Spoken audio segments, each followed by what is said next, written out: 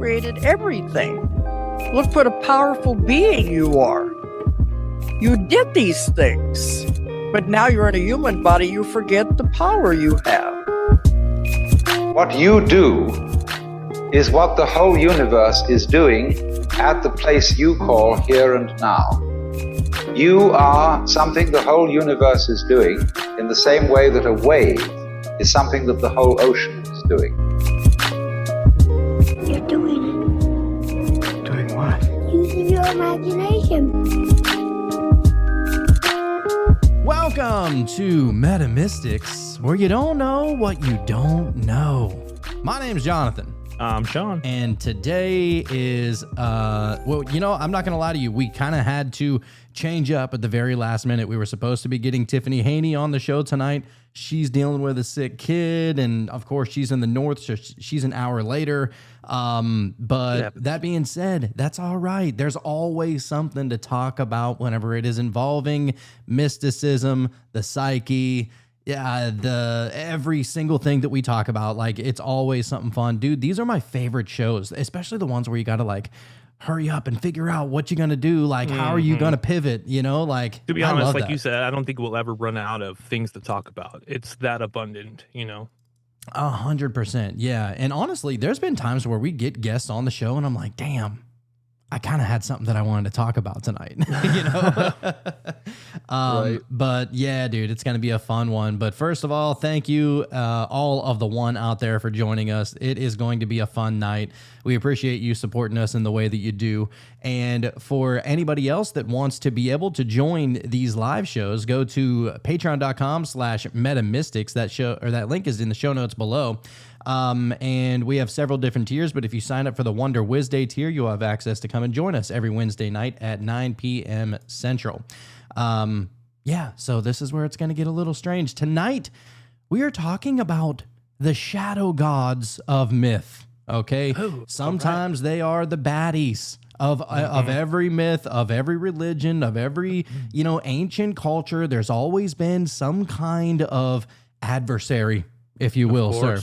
Of course, it almost has to be that way. Well, I mean, and in duality and polarity, there has to be good, there has to be evil, especially, right. And you see it within, you know, every movie. Like, if every movie was just good and there was no downfall, you know, like, it would be boring. It was actually the very reason. So whenever DC first came out with Superman, they actually didn't give him there was no kryptonite involved at first. No vulnerability. He was just beating the shit out of everybody. And it was just like, oh, okay, here's another episode of Superman beating everybody because he's invincible and nobody can beat him. And of course it was fun at first, I'm sure. You know what I mean? Sure. Just to see somebody have these type of abilities. Yeah, but people got bored of it. People got real sick of it because it's not reality. Like, there is no individual that can do that. Eventually, they will fall, and somebody finds their kryptonite, right? And so that's why they had to introduce kryptonite into that. So basically the point is that there always has to be something that could potentially hold you back. And if you don't have that, you're not growing. Like, that's just the reality of the situation. If it is always good and always amazing, there's no need to work on anything ever, you know? Yeah, people like to see the hero have a couple obstacles and watch them grow, you know? And if you feel like you know everything already, then you're probably not learning new shit, you know? Yeah, you got to learn a little bit. So, yeah, I also want to say this is actually my very last episode that I am recording in my apartment in Texas before I move out to Arizona. So that's why if you hear like a little bit of an echo, it's because I took out all of the little foam sound pads. And so yeah, it's pretty much a whole echo chamber up in here right now. It sounds fine. I can't even tell. Oh, okay. I mean, I can. I maybe I just listen for it though. But yeah, so that's where we're going to get into the shadow gods of myth, fear and the shadow. Okay, we did a whole episode on fear not too terribly long ago, and now once you understand fear a little bit more and understand that it's just a vibration, right? It's just a frequency that you're setting off, and that frequency almost puts you into somewhat of a trance-like state that allows you to be able to be controlled even deeper by fear itself whenever you start to see the manifestation of that fear. Right. Oh, yeah. And Jacob has talked about this in the past, like about how he saw a demon. Right. I personally don't believe that there are real deities called demons. I'm not somebody that believes in that. I think that it's more of the Carl Jung archetype, right? These are the archetypes of the subconscious mind, in my opinion. Whenever we talk about that. And that being said, that's not even trying to say that his experience didn't actually happen. Like, I believe wholeheartedly that he had that experience. It was his personal experience, is my point.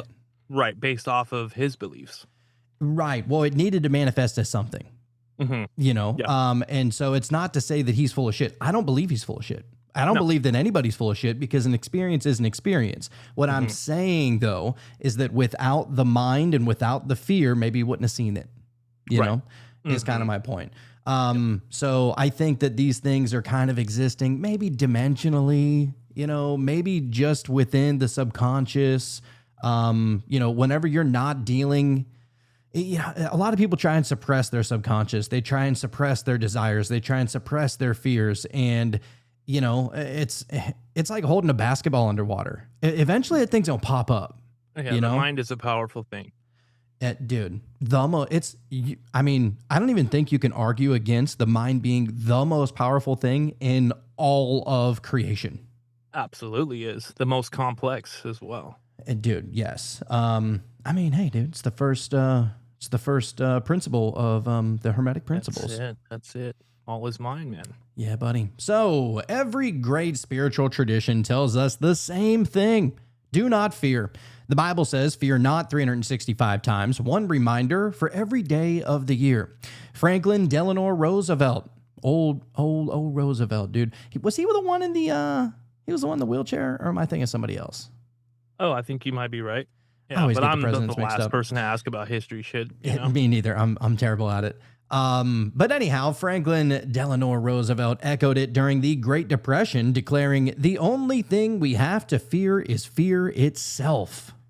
Absolutely. If we are to take that literally, that there is nothing to fear. Don't fear the devil. Don't fear demons. Don't fear adversaries.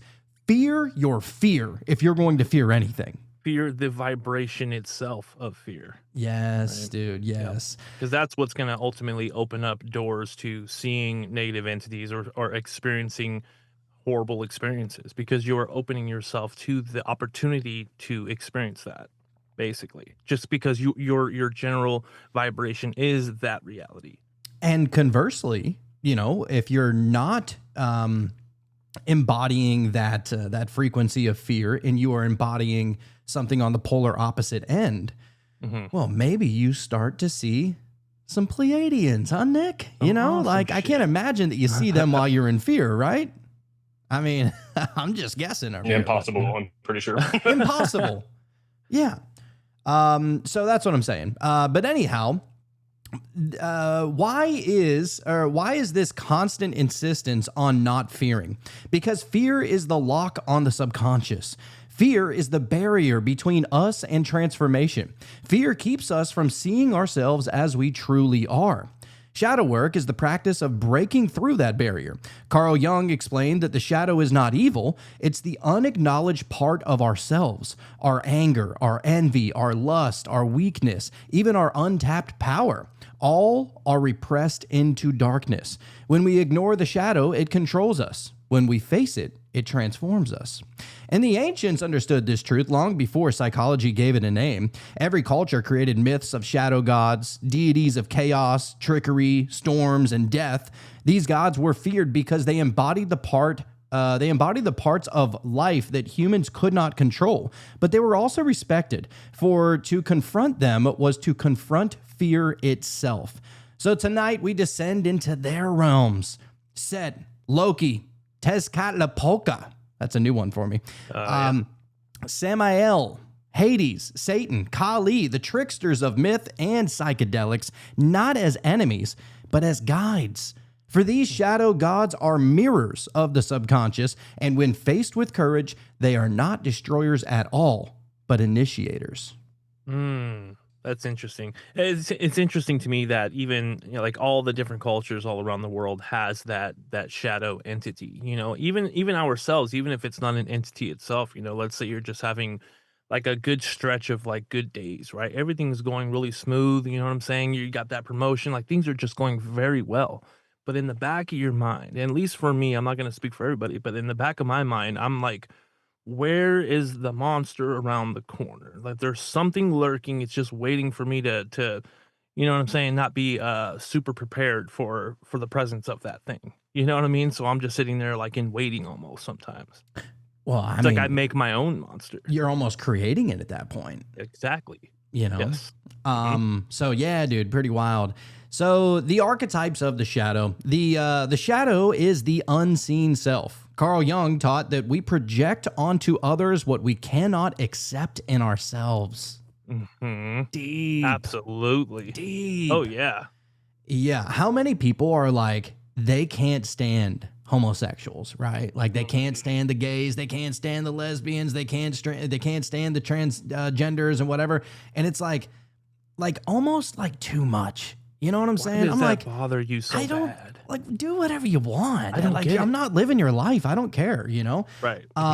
But I think this is just I don't know, just a thought.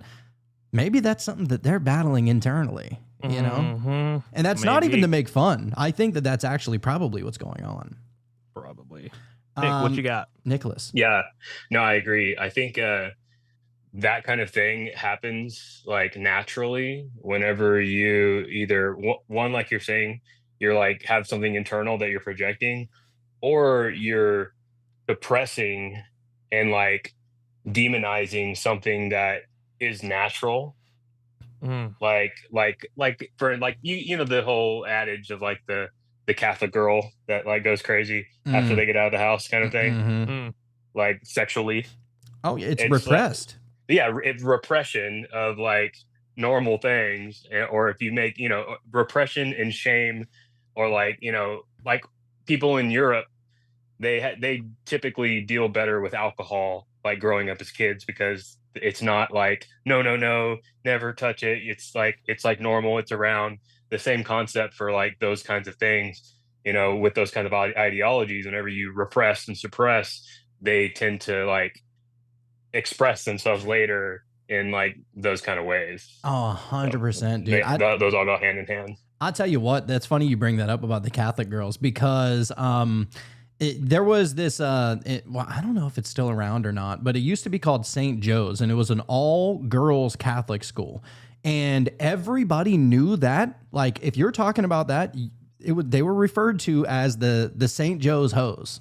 And, for a reason. You know what I'm saying? Like, just want to throw that out there. So I think that the repression it's ultimately, dude, anytime somebody tells you can't do something, it only makes you want to do it even more, at least for me.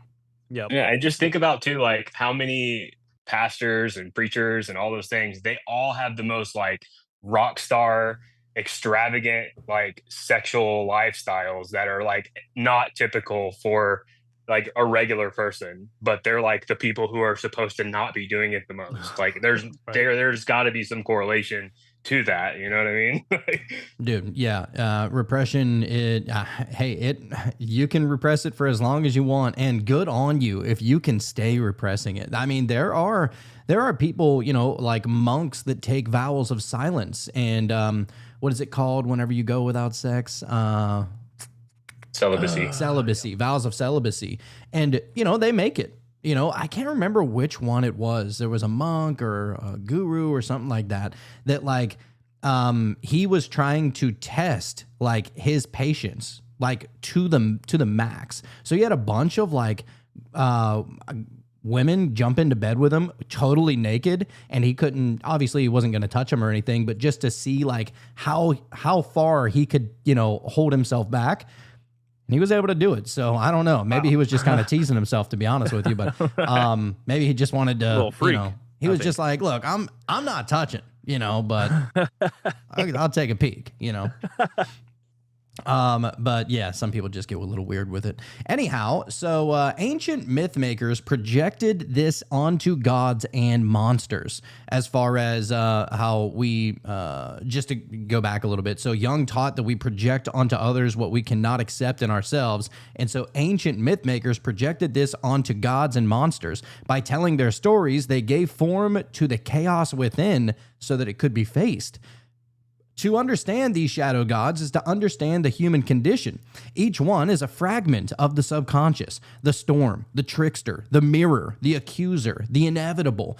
To deny them is to remain blind. To face them is to awaken.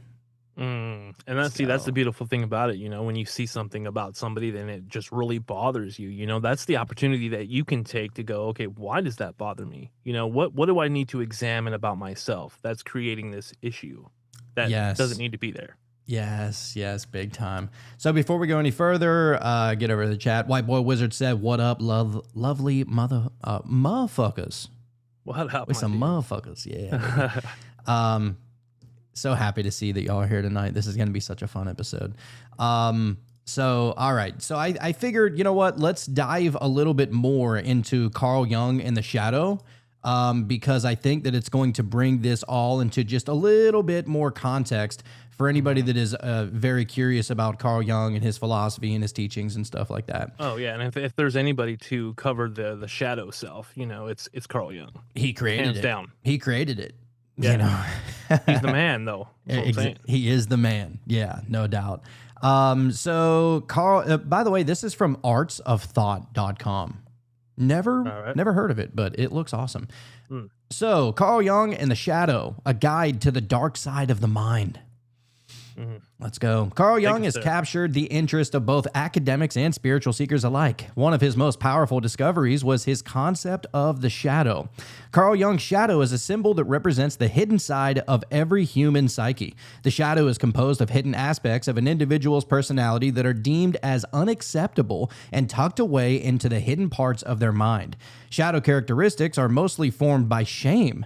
These characteristics are thoughts, desires, wishes, feelings, cravings, and urges that one's own ego does not accept.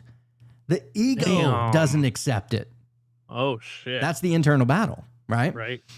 So, for example, in the case of a sexual taboo, you may have heard that certain behaviors or desires are not acceptable by your family, so you hide them. Thus, the urge is cast into the shadow only to show itself when the environment is safe from judgment or even repressed away completely. Shadow. Oh, yeah, dude, it's dark. It just grows in the shadow, I think. It's like Bane, you know? Yeah, he was born in it. Shadow traits can also be positive aspects of a personality. Maybe you have associated your natural assertiveness with shame because you were disciplined away from it at a young age. Or maybe your creativity was neglected because you were taught that it was less valuable than quote-unquote hard skills. This is why shadow integration is such an important tool for making progress in the process of individuation, which is a term coined by Carl Jung, which represents the journey a mind must undergo to achieve wholeness. Yeah, buddy. I mean, it's part of you, man. You know, you can't separate yourself from that. Yeah, no doubt. Almost like individuation. You know what it kind of reminds me of? Like Lord Byron. The name of his YouTube channel is called My Apotheosis. And like, it's almost like you're creating an apotheosis of the mind, which is just kind of like recognizing your godhood, essentially. Right. You gotta recognize sometimes. Recognize. So this article will cover a few aspects of the shadow. These topics include neurosis of the shadow, individuation, and making peace with the shadow, which is what a lot of this episode is going to be about anyway. So this is a beautiful segue. So this is an awesome quote by Carl Jung. He goes, "If we understand anything of the unconscious, we know that it cannot be swallowed. We also know that it is dangerous to suppress it because the unconscious is life, and this life turns against us if suppressed, as happens in neurosis." You could push it down deep, but it's coming up. You ain't drowning at some point. You ain't drowning it. That's just it's just not going to happen. Right. So, because otherwise, yeah, this is a perfect example. Bill Cosby, okay, on the surface, he was America's dad. He was the nicest guy anybody ever heard of. And everybody wanted to be like him whenever they grew up. I mean, he's so funny. He was a hard worker. He had a big family. He was a family man. You know what I mean? But what did he do? He suppressed himself from whatever he was dealing with. And ultimately, it, kind of manifested in the worst possible way. But maybe if he wouldn't have suppressed that and, didn't shame himself, or his ego didn't shame his unconscious, maybe it wouldn't have gotten to that point at all. But because what he was doing and whatever, it was deemed unacceptable. I mean, I don't know the full story about all that. You know what I mean, to get into that, but like, yeah, dude. Well, I mean, he was drugging chicks to rape them. That's kind of that's unacceptable. But you know what I mean? How do you work that out? Well, I don't know. I mean, what I'm saying is that I think that it probably started as a baby and it grew into a giant monster, Stemmed into something else, and it grew into that. How do you like dealt with it at first? It's kind of like like your oil light comes on in your car, and you're like, all right, and then you kind of forget about it and you push it off for a month, and then next thing you know, your engine goes. You know what I mean? And now you got an oil leak and you got all these other problems. And if you would have just put a cord in it, you know what I mean? Just throw a cord in the fucking thing. Right. Yeah. Like for Bill Cosby, maybe it was just feed at first. You know what I mean? Maybe. And he ignored it, but it was unacceptable. Who knows? I don't know, dude. Hey, as Jacob always says, we're not going to yuck somebody's yum, but no, dude, I mean, we can yuck his young, what it eventually turned into. But anyway, we're not sticking on Bill Cosby. So Carl Jung discovered that the shadow can provide great insight and revelation. He also knew that it can do a lot of damage to one's psyche if it's not integrated. So repression or failure to embrace the shadow is a recipe for psychological trouble. The shadow cannot be destroyed, and even if it is repressed into the darkness, its tentacles will still surface. So below are a few examples of what these tentacles may look like to an observer. Oh, fuck right. Yeah, dude. Let's Enlighten go. us. So there's the psychological projection. Psychological projection is the projection of one's own shadow traits upon someone else, or even a group of people. Psychological projection serves as a defense mechanism which temporarily alleviates someone from the pains of facing their own shadow. Projections may even occur unconsciously or unintentionally. Psychological projection can be considered a neurosis because if gone unchecked, it can decrease one's quality of life. Those who constantly project their shadow upon others will often drive those people away unintentionally and end up wondering why they are lonely. That makes sense, man. Yeah, dude. I mean, I can think of a few people. Not to be judgmental, but so anyway, I mean, we've all kind of been there anyway. So the next one is the over-identification with persona. This is a big one. Okay. So people just identifying with their ego too much and they just completely drown out everything else. Or not even their ego, like the ego that they want to be. Right. And they're not even their true self anymore, dude. Not even. They're just amplifying, building that thing up, whatever it is. Over-identification with the persona is a trait of non-integrated shadow. Individuals with this sort of shadow repression can appear superficial or lacking in depth. This is because they are only presenting a small portion of their personality to the world. Over-identification with the persona may be seen in someone who only discusses certain topics, such as work, at more intimate social gatherings, or with family. This person may also exhibit a more than typical amount of pride for their own achievements. Many of these overexpressions are due to insecurity, which is another symptom of a non-integrated shadow. Yeah. Yep. Some people just love to brag, and you're like, man, nobody gave you a hug when you were a kid, you know? Right. Nobody ever told you good job. It's like I kind of feel you need bad. a hug, man. Nextly is the lack of emotional intimacy. Individuals with non-integrated shadows can appear guarded, especially in friendships and romantic relationships. For the partner, it may seem that it is nearly impossible to get past a certain level in knowing them. It begins to appear that the relationship is lacking depth and may begin to dissolve the bond. A great modern example of this is the case in the TV show called Dexter. Dexter is a serial killer who attempts to maintain the appearance of a normal life. Dexter has a lot of trouble with intimate relationships because he is unable to share his shadow side, the murderer, with even his closest partners. This repression and hiding of the shadow causes a lot of internal stress for Dexter and often leads to the dissolution of relationships. Dude, It's a good example. I mean, yeah, dude. Then there's the shadow exhibitions. So in some cases, a repressed shadow may force itself out from someone and take control of their personality for periods of a time. Oh, in the extreme cases, this can cause antisocial behavior such as considerations to do harm or violence. In less extreme cases, shadow traits may come out as rudeness or ill intent. Have you ever been around someone who rubs you the wrong way, even though you haven't done anything wrong to them? They may be shadow possessed and giving off bad energy because of their own discomfort. If you are able to maintain a psychological distance from them, you can see this behavior for what it is and decrease its influence upon you. Now that's a demon.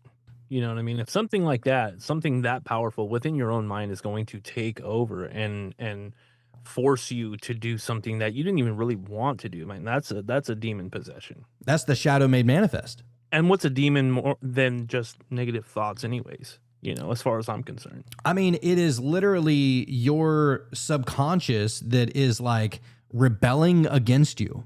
Mm-hmm. It's kind of, I believe, what's going on. Nick, what are your thoughts, sir? I think, well, if all is mind, then those things are, can be real in a sense.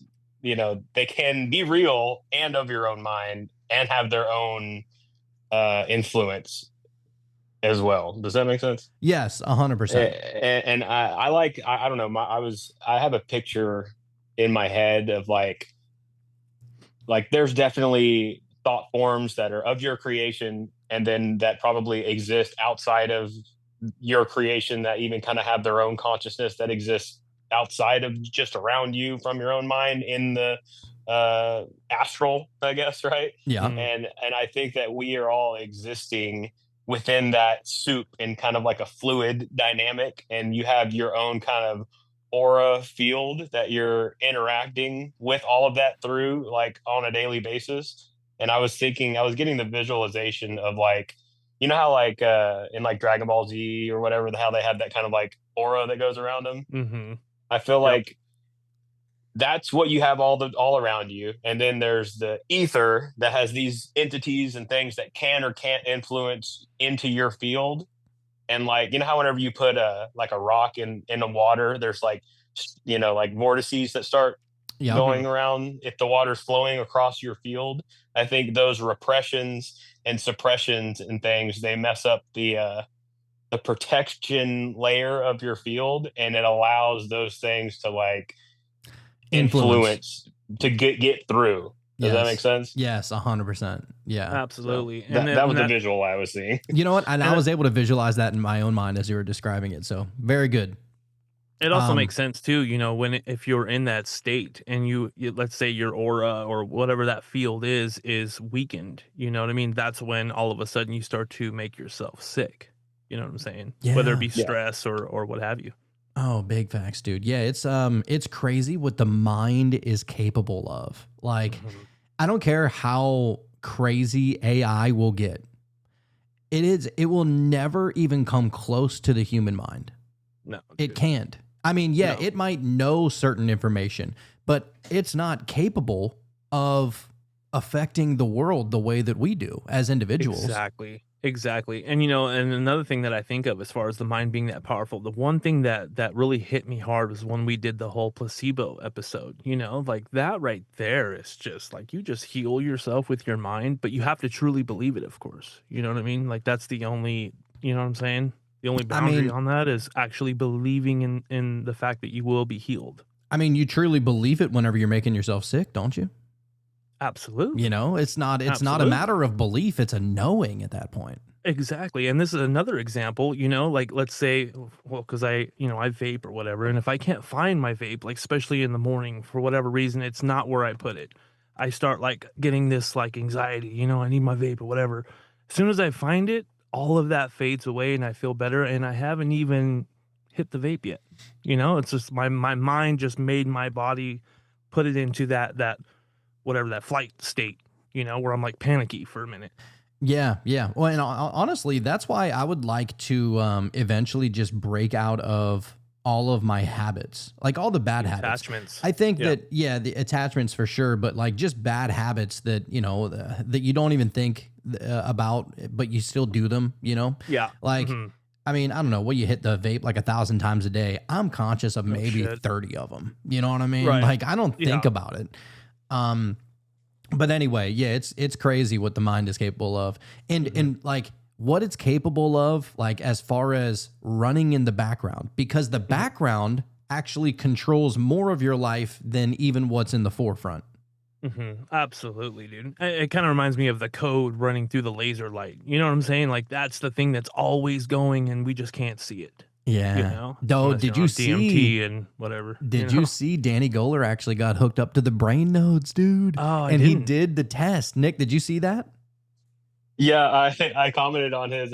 He was doing the DMTX where he was doing the intravenous thing. Yeah. Hmm. And then I commented on it for science. And he was like, Yes. yes. God, That Danny guy's Goler is a awesome, man. real one, Yeah, I dude. know. For sure. I Um, want to try it on like a high 4-ACO dose too, to be honest. I bet you could get there too. Bro, give me 4-ACO for 12 hours. I will never get tired of it. Just Straight want to up. live on it now. Yeah. I mean, if I ain't got kids, why not? Like, why does Jonathan just look like a wizard now? I did some at the hotel a couple days ago. Nice. It's been a little minute. I'm waiting until I come out to Arizona and hang out with Sean. It's gonna be a good time. So nextly we get into the insecurity as far as the shadow. So if one is unable to accept their shadow, it can lead to low self-esteem. If an individual brands and labels certain parts of themselves as dirty or embarrassing, it can lead to a generally negative self-perception. If left untreated, this negative self-perception is capable of enveloping one's entire psyche. This could produce symptoms such as anxiety and depression. It is important to alleviate shadow insecurities by acknowledging and accepting shadow traits and working to transform them into positive aspects of our personalities. So, Damn. dude, And that deep, kind of right? thing, that'll be like on a loop. You know what I'm saying? You're not consciously doing it, but I feel like that just kind of loops around and just keeps reminding you, you're a piece of shit. You're a piece of shit. You know what I mean? And then before you know it, that is your identity and that is your reality. Yeah, well, then you start just like believing it, Yeah, you accept it. Yeah. Yeah, it's like Exactly. like for me, like I'm not gonna lie. At like my last month or whatever that I've been in Texas, I was like, I'm gonna eat whatever I want. I'm gonna just focus on work. I'm gonna focus on the kids, and I'm gonna eat whatever I want, because whenever I go out to Arizona, it's fucking game time. That's the go way my time. mentality's been going, right? Yep. And so like I just been packing on weight, which is not good. And like today I ordered Pizza Hut. Literally probably the worst thing for you, right? Yeah. It tastes yummy though. But I'm like- you regret it instantly. But I allowed myself to do that. You know what I'm saying? Because I'm like, all right, I got to get it out of me, because whenever I get out there, I'm not doing it. I'm Right. going to be doing straight carnivore whenever I get out there. You going actually. carnivore? Yeah. Yeah, that's a good That's what I'm move, doing dude. right now. Hell yeah. dude. I was thinking about doing something similar and just eating I'm like- once a day. I'm like a weekend on straight sausage and salmon. Oh, nice. Dude, That's honestly, why you're looking so swole right now. Yeah. That's what it is. sexy. Dude, honestly, like I could survive on steak and eggs. Steak and eggs every day. I'll dip my steak into the yolk and then eat the whites all day. I could live on that. You feel so much more powerful and like strong, when you've been doing that for a few months solid. Yeah. Well, body strong and like mentally The tough. mind. Yeah, big time. Definitely. So another quote by Carl Jung here, he goes, "The shadow is a living part of the personality, and therefore it wants to live with it in some form. It cannot be argued out of existence or rationalized into harmlessness." Mm. Oh, sense. damn. So you have to integrate it. Mhm. So Carl Jung realized that mental balance cannot exist without a direct confrontation with the shadow. This confrontation requires an individual to explore and acknowledge every aspect of their shadow, no matter how grotesque it may be. The act of simply acknowledging shadow traits and accepting them into reality will bring more balance to the mental landscape. It is even possible to channel these shadow energies into positive energy or bring them fully into the light where they belong. This process of internal work can lead to a tremendous increase in success and inner satisfaction. It is not easy to undergo the process of shadow integration, though the fruits are worth the challenge. You know how they say keep your friends close and your enemies closer. You know what I mean? Don't let that thing go too far astray to where you can't see it. Now it's in the shadows, and now you're like, oh shit, where'd you go? And then all of a sudden, that thing is just becoming its own entity. Yeah. Basically. So shadow work is the practice of facing one's own unconscious through the practice of introspection. This can be done with the help of psychoanalysis or through more individual efforts such as meditation. Carl Jung practiced his own psychoanalytic techniques with his patients. Jung also suggested that there are many ways for one to access their own shadow by themselves. Shadow work is a unique process for every individual. Then it gets into the 4 basic steps in Jungian shadow work, which is number 1, which is accept the truth that our shadow traits cannot be repressed out of existence. Number 2, introspect and accept the root of each shadow trait. Number 3, work to bring aspects of shadow traits into the light. And finally, number 4, allow shadow traits to express themselves in healthy ways. Gotta go inward, man. You know, you can't look out to try to fix what's on the inside. I mean, if Dexter would have just got a hunting license, you know what I mean? Right. That's You know all what he I mean? needed Get to his do. fill. You know, Yeah. You can go butcher all that up anyway. I mean, hey, you'd save money on that. do it with precision or however you like. Yeah. So the unconscious mind can be accessed in a variety of ways, from traditional meditation to more experimental forms such as psychedelics. Any confrontation with the unconscious is beneficial, even the scarier experiences. Dreams are also another great way of accessing the unconscious, and another highly effective method of shadow work is active introspection. Active introspection allows you to speak with and gain knowledge from the characters that compose your mind. Oh, I got a few of them in there. I'm sure of it. Uh-huh. Yeah. I think we all do. What was what is that guy with the round table? Nigel Perryman Nigel, yes. I'm so had happy it you got locked in, dude. I wasn't gonna let that happen again. Let's Not to go. Nigel. Dude. Yeah, I was embarrassed about that. We let that slip once. Yeah, not again. So I think maybe Nigel's on some shit. Oh, so anyway, absolutely. yeah, I just wanted to touch a little bit on Carl Jung there a little bit, and now we're going to get into some of those myths, some of the archetypes, some of the deities, and their possible representation as for maybe why the quote-unquote myth makers decided to write them in. Absolutely, and why they resonate so hard. Hard, yes. So firstly, and these are in no specific order, firstly, we're going to get to Egypt, and we're going to get to Set, the Lord of Chaos. All right. You always hear about Set, you know? He's always a demon, always a devil, Some sort of always. thing to him. Yeah, dude. So the myth goes that Set, who is the brother of Osiris, envied his siblings' rule. He tricked Osiris into lying in a coffin, sealed it, and then cast it into the Nile River. Later, he tore Osiris's body into 14 pieces and scattered them across the land. Through this act, Set became the god of storms, deserts, and disorder. Set was demonized in later Egypt, but early traditions honored him. He defended Ra, the sun god, against the chaos serpent Apophis. Set was dangerous but necessary. The desert that destroyed was also the desert that purified. So in the psyche, Set is our chaos, envy, rage, destruction. But destruction is not only an ending, it's a clearing. Set teaches us that storms are frightening, but storms also renew the world. Within us, he says, face the chaos and you will find your strength. Damn. Ain't that the truth, man? And the Dude. desert being the mind itself. You know what I mean? This is all symbolic. Oh, dude. Yeah. It's like the whole biblical story about who was it now that led them out? Nick, help me out here. Who was it that that led the people out of the desert that were in there for 40 days? Moses, right? Moses. Yes, I'm sorry. Total brain fart on that one. So Moses was like walking around with these people for the longest time in the desert, trying to help them cross, to escape Egypt, right? And I think that they actually ended up going back or something like that. I don't remember the whole story. It's a crazy ass story. But then eventually they end up getting to Mount Sinai, and that's whenever the Ten Commandments was created. And as they're waiting for Moses to come back down the mountain, because nobody knows how long he was up there, but I guess he was up there for a hot minute, and everybody started worshiping the golden calf, right?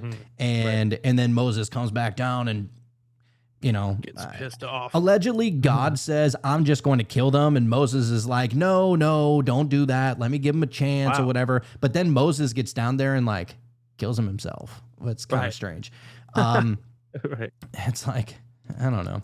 Anyway. God don't take no shit from nobody. He's like, look, dude, let's just off them. You know what I mean? It's nothing. It's nothing for me. Yeah, exactly. Yeah.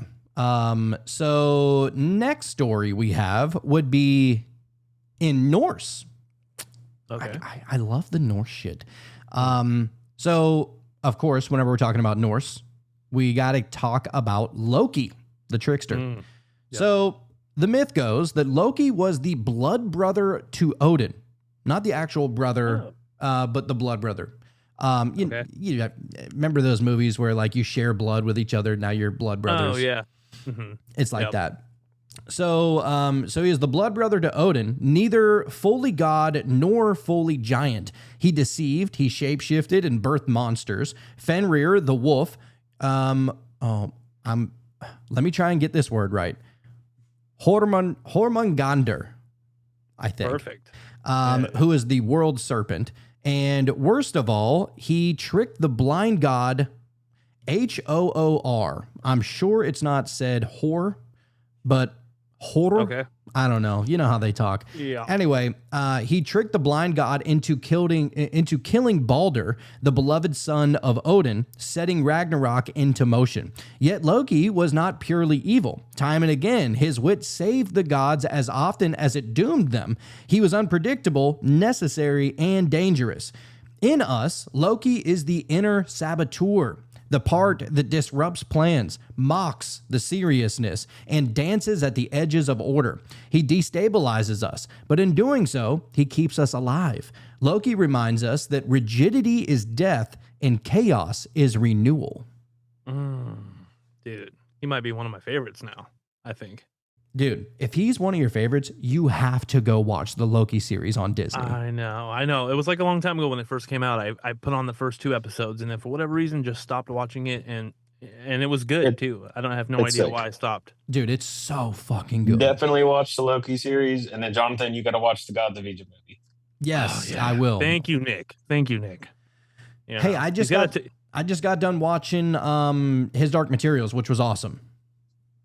And I'm slipping on that one. Love that. Great show. Yeah, loved it. A lot of like actors that I knew in there too. What was his name? The guy that played Professor X, the young Professor X. I can never remember what the hell his name was, but anyway. Yeah, no, I know you're talking about. Yeah, and the main character is the girl that played X-23. If you ever seen Logan, she's the little girl Wolverine. I didn't realize that. Yeah, dude, so good.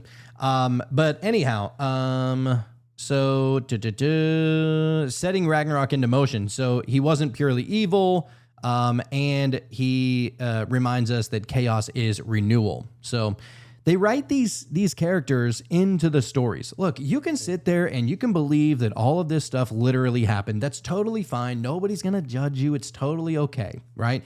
Because what you believe is the truth as far as your reality goes. Nobody's going to tell you that you're wrong. I mean, some people are going to tell you that you're wrong, but obviously they can fuck themselves. But that being said, if you were to look at them just as the overarching story of, all right, what does this archetype represent and why does it exist? You know, like, here's my thing. Like, if God is all love and God knows everything, he had to have known that the devil was going to exist. He had to have known, you know, that Earth was going to be the devil's playground and that the devil would be there to tempt everybody and all that kind of stuff. This is why I don't take these stories literally, because literally, in my mind, they don't make any damn sense. No. 1 + 1 equals 1,000 in this.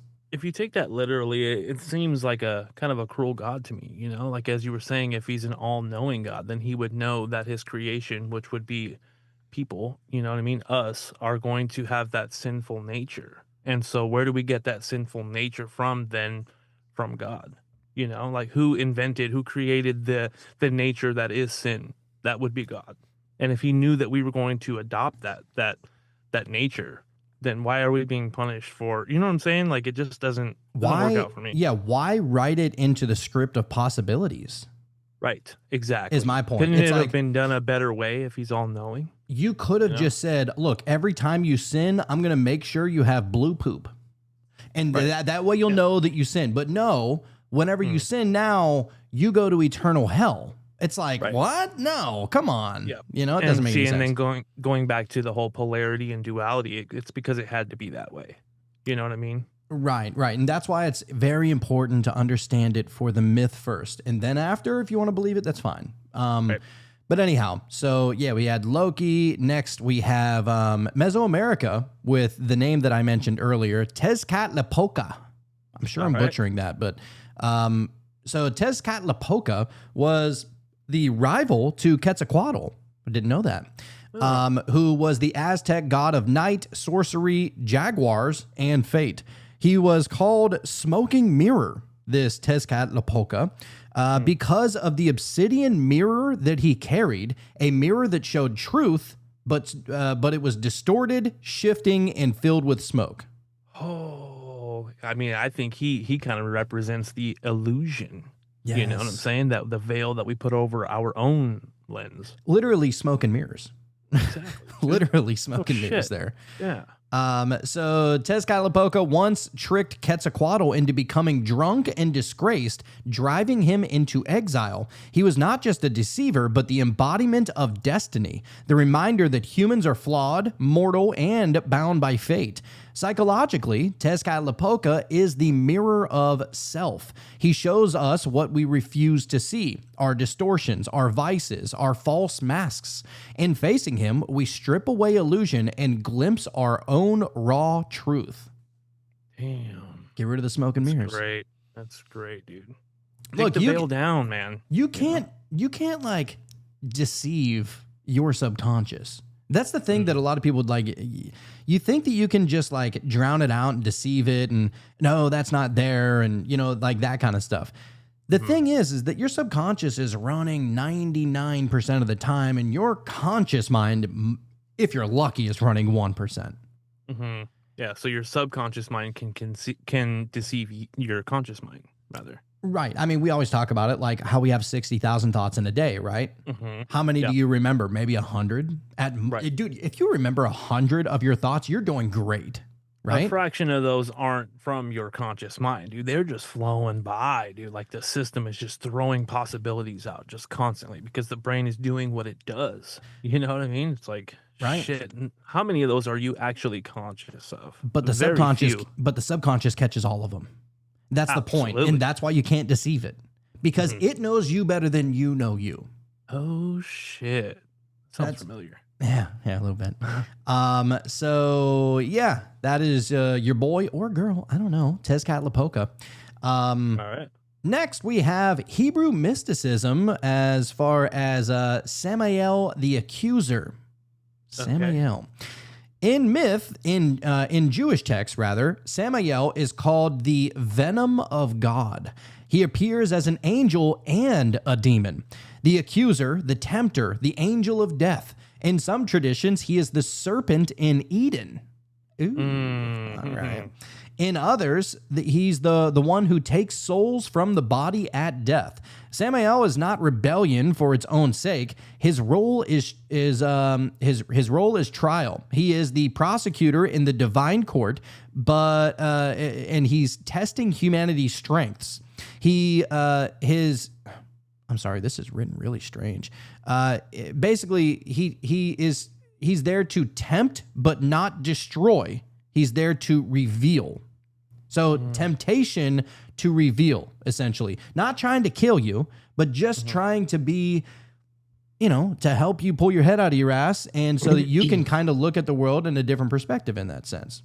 Oh, all right. Okay. Because what was it like? People have to go through, like, you always hear bad things always happen to good people, and I think the reason behind that is because you need something bad to happen to you in order for you to shift your perception.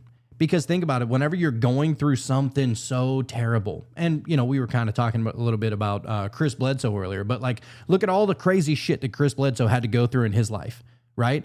And there's nothing. That's the thing.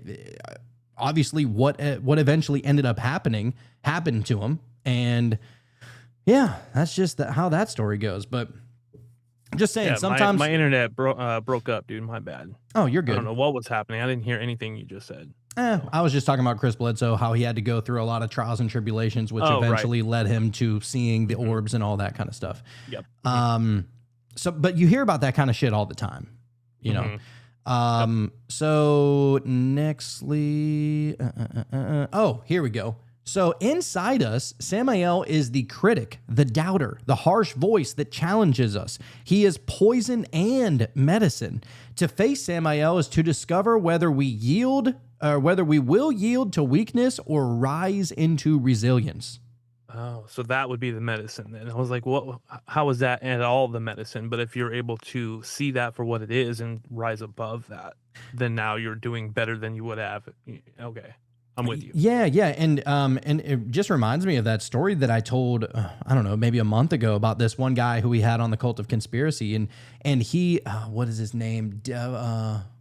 Demon Eraser, shout out. He's a stud. Okay. Love that guy, right? Dude, That's he's an like awesome name. he's like helping perform exorcisms and all this kind of crazy shit. Oh shit. Yeah, Okay. he's a All fucking right. savage. I'm not think what you want about exorcisms, but that's not the point. He believes it. And so but he said, so this before he was like a Christian or whatever, he was just always being tempted by the devil and all these things that are reminiscent of how the devil or the demons would tempt you, right? And he was having, confrontations with these evil people and stuff, right? Mm-hmm. And he goes, these people, these demons and this devil is so stupid.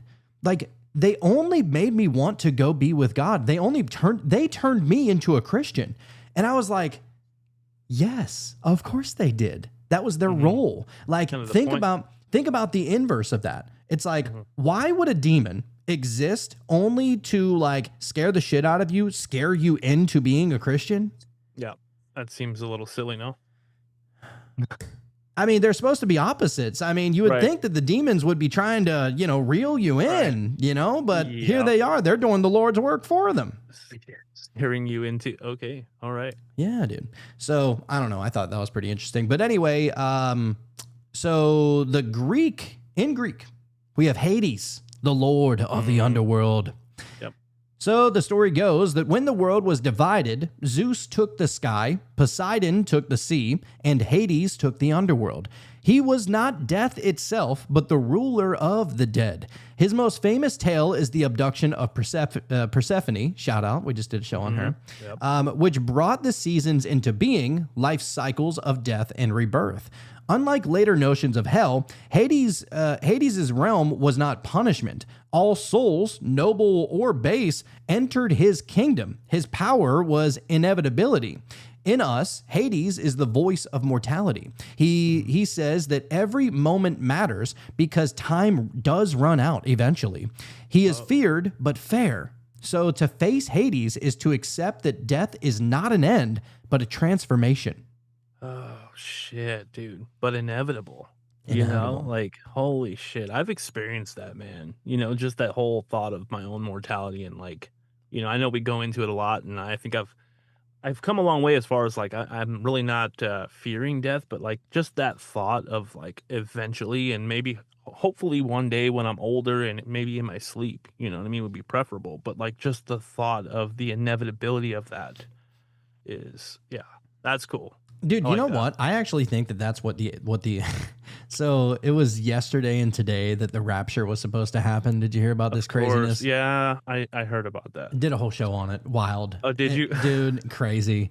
I guess we got left behind then, Yeah, which well, makes sense. I think everybody got left behind, so I guess we're all Oh fucked. shit! Right. But I was looking into all that, and I was like, man, nobody knows the time, the day, or the hour, and then eventually your soul will be guided to heaven. Doesn't that just sound like death? Yeah. Doesn't that just sound like yeah. the That's exactly rapture is what happens when you die? Mm-hmm. Yep. Like And it's gonna happen to everybody. everybody. Yeah. Nobody's escaping that. I mean, some people go first, and then 7 years later, everybody else does. Supposedly, I don't know. But yeah, and the word rapture isn't even in the Bible. Why the fuck are these people believing this stuff? It's kind of crazy. Nick, what are your thoughts, sir? For the record, I do think personally that there is going to be something like that, not necessarily rapture Christians only type of thing, but like, ascension shift, some sort of event like that event, that moment, that thing, I think has been prophesized by many cultures in many different ways, not just that's just one interpretation of it, I think. And I do really think that there's something like that around the corner, to be honest, but it's just not with all the dogma. Could it not just be the second coming of Jesus, which some people would just say that is like Christ consciousness, elevating, people's minds and whatnot? Well, it is definitely going to come with a consciousness, let's call it a consciousness upgrade. But the biblical version is talking about like a new heaven and a new earth. So it's not necessarily like, it's like a total separation of like light and dark, essentially, is what it comes down to. It's that's what Dolores Cannon talked about too. Yeah, it's like it's literally like leaving this world behind, leaving the evil of this world behind with itself. To a new earth. Do you think that with is a new consciousness? Do you think that that's up to the individual to be able to perceive that? I think if you have light in your heart and you're not evil, it'll be like an instantaneous shift. And then and then from the people that I guess don't make the first wave, it would be something that would be apparent for them that like people are missing. And then once they realize what's going on, if they can kind of dig deep, then and realize that there's like light that they can call on still, then even they can figure it out and make that jump eventually. And then for the most depraved out there, I think they just have to ride it out. And with all of the light gone from the earth, I think it's going to get pretty, what's the word? Like post-apocalyptic. Desolate. Well, the reason I ask is because I almost feel as if either that shift is happening or already happened like personally, if we're just looking at like psychologically, and maybe it's just up to the individual and stuff. But I talked to some of like my old friends that I had to take a step away from. I mean, just sad and depressed and borderline maniacal, and I just had to get away from that because it was starting to like feed into me. And I talk to them every so often. I'm not like, canceling them or anything like that. But every time I call them, I'm almost reminded of another life. Yeah. The one you left behind, dude. Yeah, because my life is not consistent of those kind of people anymore. Yeah, I think that there's two things happening. Like there is people that are on the awakening path that are, they're following their like kind of highest soul plan path. And that's one that we're on, and it is diverging. And some people kind of chose the sleeping path for this last round, I think.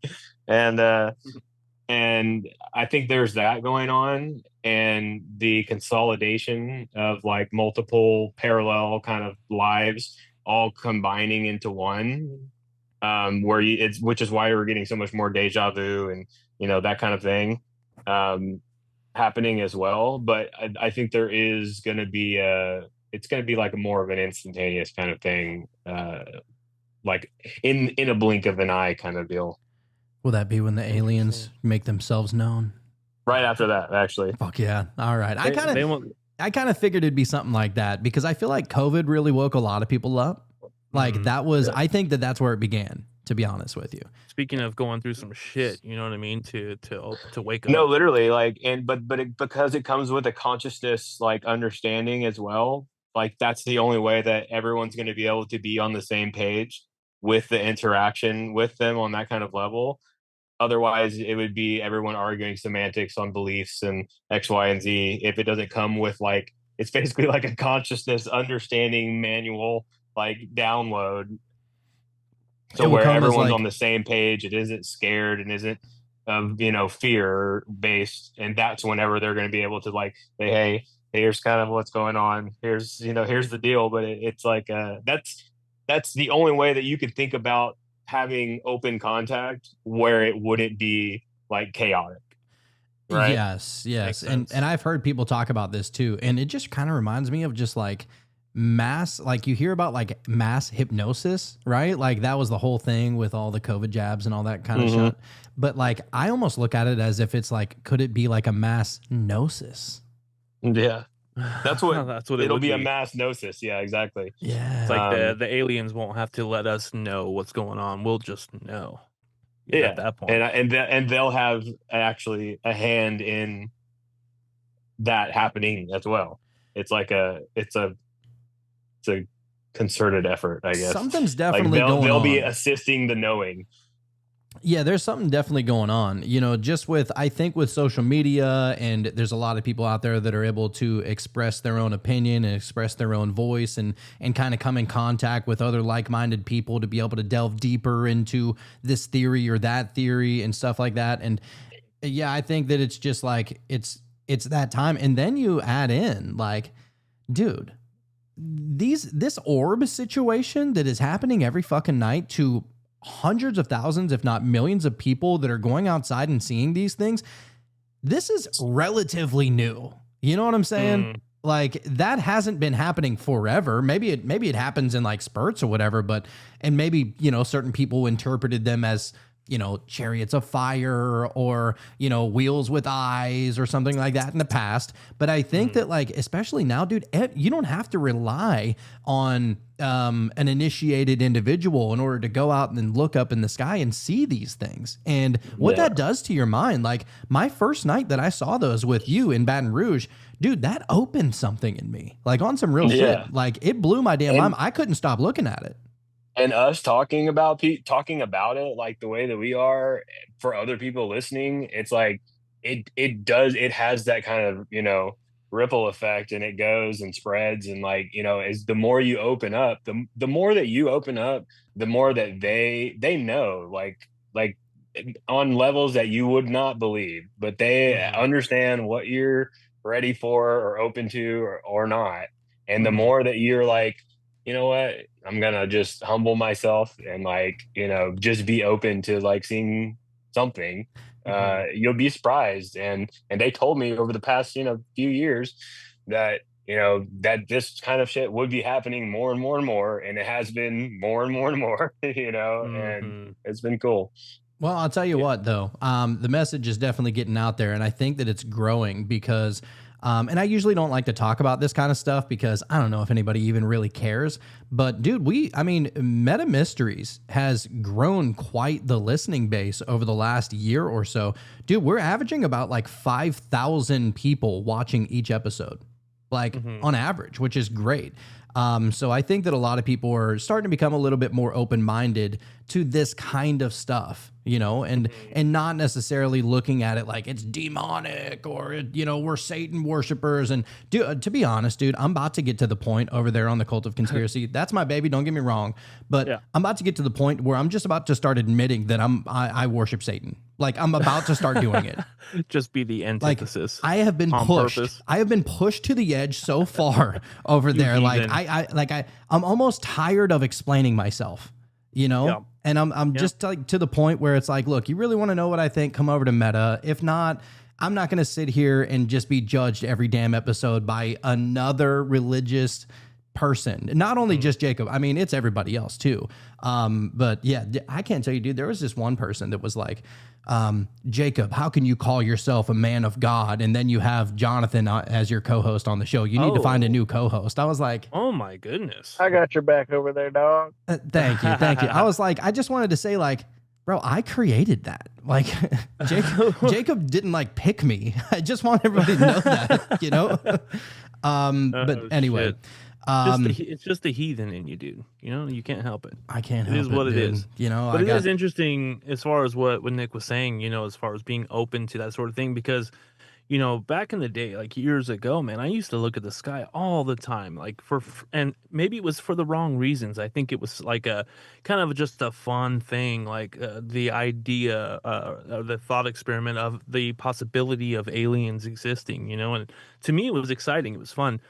And I never saw anything really like worth mentioning. And then all of a sudden you come and show me something and I see it and it's like, and in the time in my life where at least I felt like I was evolving and becoming, you know, a little more Open? understanding of certain things, you know, and then all of a sudden, you know, I see them all the time, you know, But like not oddly every enough, night or nothing, but like I've never seen anything like that before, but all of a sudden it's a thing, you know, it's like, what do you do with that? yeah, and it just started for me too. Essentially, you know, like we all kind of, you know, all started on that same path around the same time, and then found each other in that way. And you know, because I had one experience with my friend whenever we were kids, and actually, weirdly enough, like almost all of my friends had like a weird UFO experience whenever they were like 10 to 13 or whatever, that Yep. you know, right around there. All of them have like one that's like definitive that they're like, yeah, we've always believed because of that ever since. And you know, I don't know, it's weird. But ever since then, and then it was just nothing. COVID started, and then I was just like, boom, I have to know the truth. I have to get spiritual out of nowhere, like downloads. And I just started digging and digging.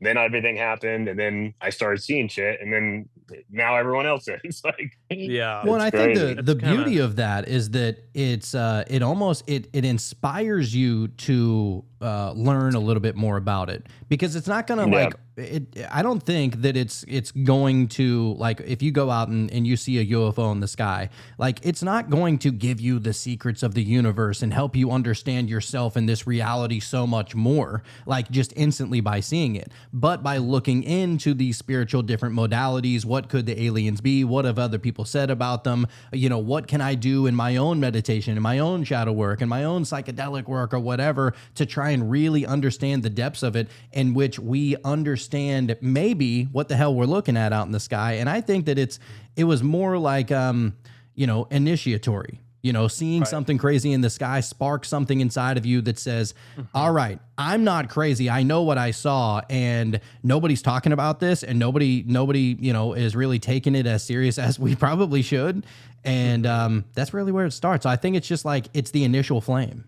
Yeah, and see, this is why I think that it's for me personally. I feel like it's on an individual level. You know, when I start to think about like the collective, or like everybody all of a sudden seeing these things, which it could be, that could be the case. You know, but if, like you said, if you're not looking into these things and really trying to dig deep and meditate and really try to figure all this out, like how is it going to, like, what about those other people that are, you know, doing drugs on the streets and shit like that? I mean, if they're not digging and trying to find their true self and all this spiritual stuff, like they're not going to have the opportunity to witness something like that, you know? And so when I start to think about the entire collective, I just don't know how that, I don't know. I just can't figure that out. Well, I think that it's ultimately just, it's at the bare minimum, there's going to be some kind of domino effect. You know, whether somebody hears about a story or sees something for themselves, and then they start looking into other people who have seen something along those lines. And It's gonna be I don't know. it's Yeah. gonna be what's the word? Oh shit. Exponentially. You know what I Yes. mean? It's gonna grow that way. And it Right. could also be like the 100th monkey syndrome. You know, Right. like Yep. enough people see it to where it just inevitably like becomes part of the Clicks. subconscious of the one consciousness. Right. Yeah, that makes a lot of sense. And that's the one thing that we believe is still evolving within the, human is consciousness. And Right. so yeah, that makes sense. Yes, yes. Which is kind of an interesting segue because the next the next shadow we're going to be talking about is Satan, the adversary. All right. There he is. Of So course. in the myth, in the book of Job, Ha-Satan, or Ha-Shaitan, however they say it, is the accuser, a heavenly prosecutor, not a fallen devil. Later, he merged with the story of Lucifer, cast out of heaven for pride. By the Middle Ages, Satan was horned, winged, and terrifying, the rebel against God, the tempter of mankind. Yet even here, his role is paradoxical. As adversary, he forces choice. Satan tempts not to just corrupt you, but to reveal what we truly value. So without him, there is no test of will. In us, Satan is temptation, the voice offering shortcuts, power, betrayal of the higher self.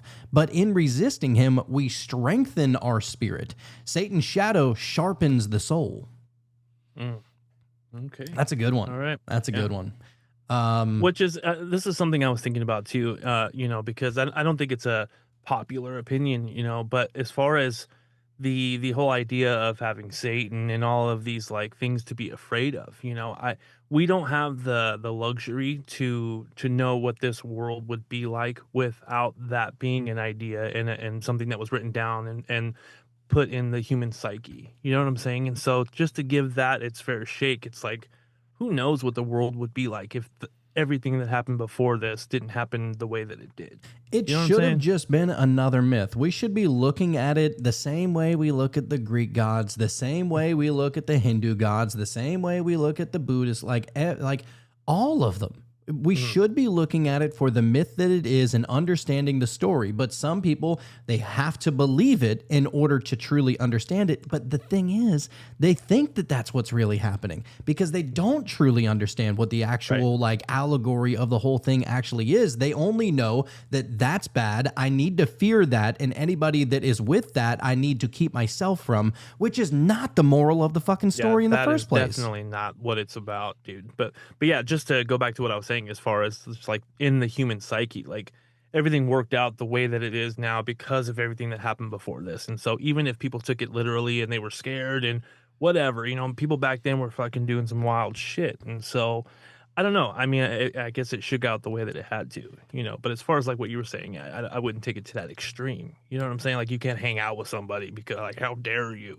Like that's just taking on that whole identity, of like you can't hang out with certain people. Dude, if Jesus was It's like- around today, he would be hanging out with the meth heads and the hoes. Like, right. that's just how it is. Yep. Like 100%. That's who he was hanging out with back then. He was being judged by his group for hanging out with them.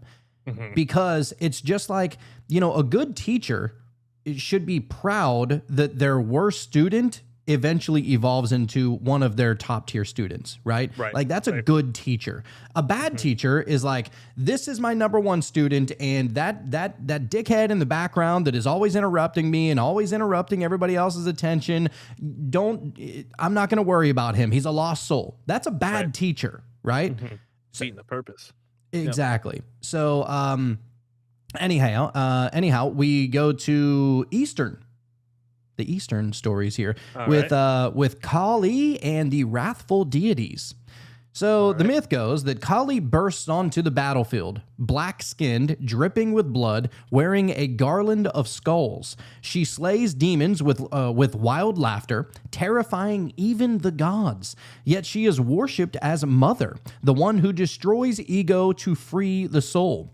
In Tibetan Buddhism, wrathful deities roar with monstrous faces and blazing flames. But beneath the terror is compassion. They frighten away attachment, tearing down illusions. These deities remind us that destruction is liberation. The fire that burns away ego clears the way for truth. So in us, Kali is the raw power that strips away lies and reveals what cannot die. The entity of awakening itself, dude. Dude, Kali, shout out. Shout out. That's a good one. Yeah. And there's a bunch of those, like the Hindu and Buddhist deities and stuff like that. Like almost all of them are very good and very evil, right? Like the creator and the destroyer, right? Like a lot of them are that way. Yep, exactly. And then you Fully get in, capable of both ways. yeah, of course. And the same thing goes for Yahweh, right? Like what did he say? Like I create light and create darkness. Right. It's the same thing. The allegory for your own mind. You're capable of doing very harmful shit, or you can fucking wake up and fucking do some really good shit. You're capable. Yes. Seeing it from a bird's eye view, seeing it for what the story actually is. You know, you got to get out of the shit and being able to get a multi-dimensional with it. That's right.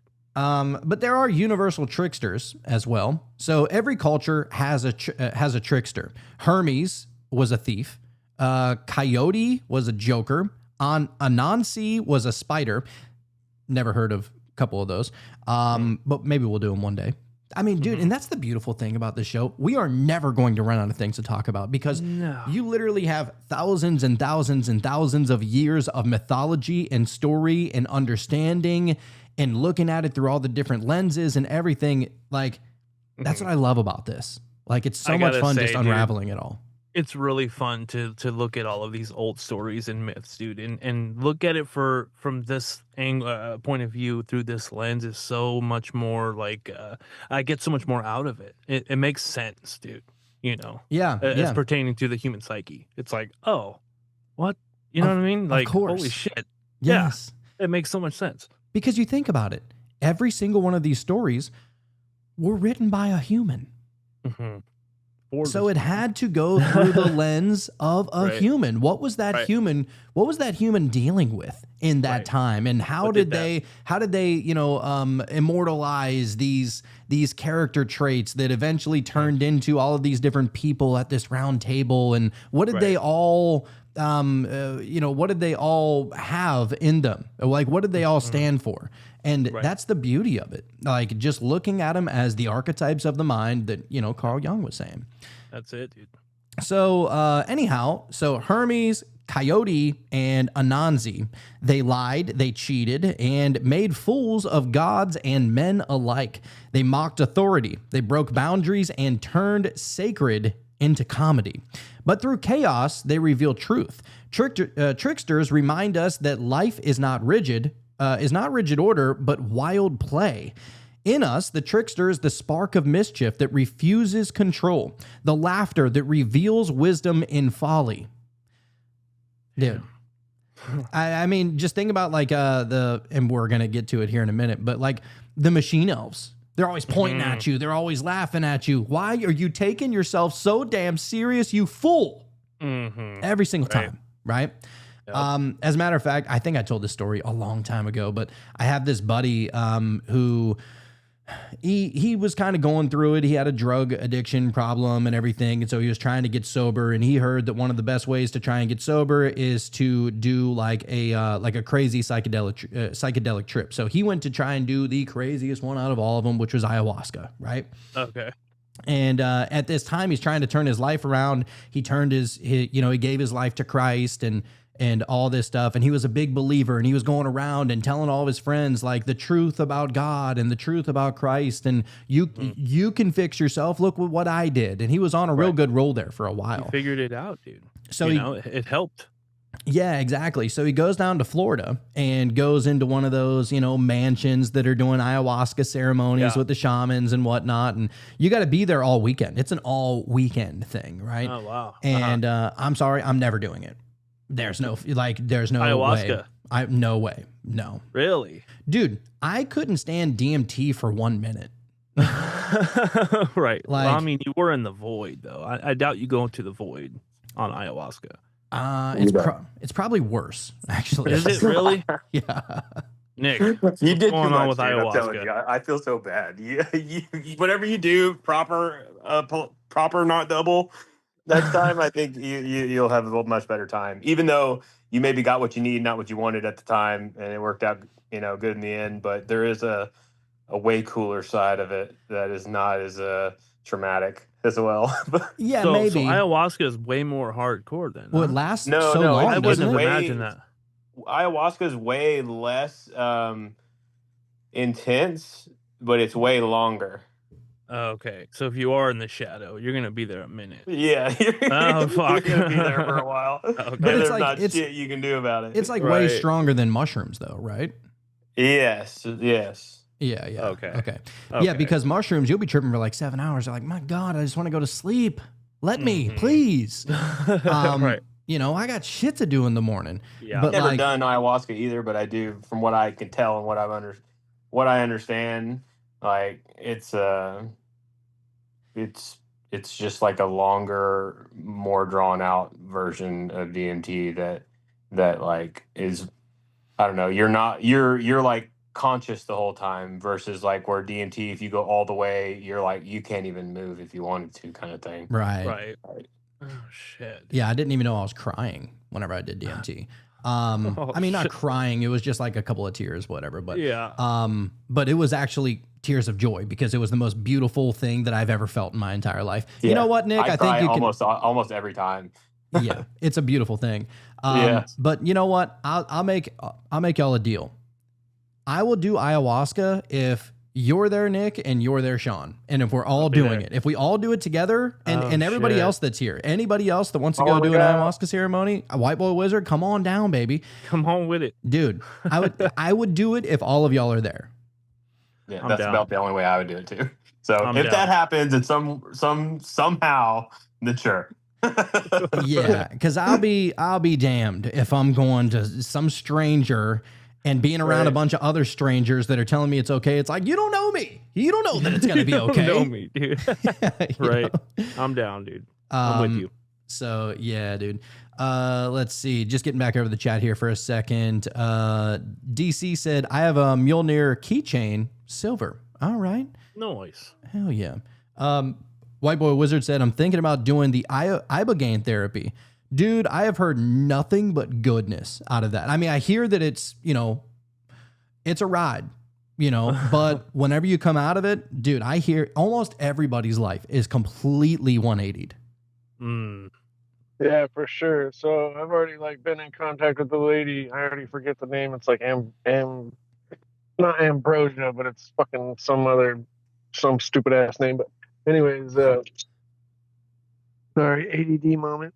So yeah, it's like a 5-day thing, dude. Like for pretty much, first half of the day you're just doing intake, and then they hook you up, and like you sat there for 3.5 days tripping on freaking Ibogaine, and then to come out of it, I'm pretty sure it's the shit that you guys like, the 4-ACO or whatever. Uh-huh. I've never done that, and so I'm pretty sure, as I understood it, is like the last bit of it, like to make sure everything ends on a happy note, they kind of pull you out of it on that. Wow. But so it's like it's specifically for like addiction, traumatic brain injury, and like depression and shit like that, and especially like opioid addiction, because they found out recently that your freaking opioid receptors, like the longer and the harder that you use, those receptors just grow and grow and grow and grow and grow and grow. So the more you try and freaking get off and get sober and relapse and get sober and relapse, like it just makes it Mhm. physically harder also.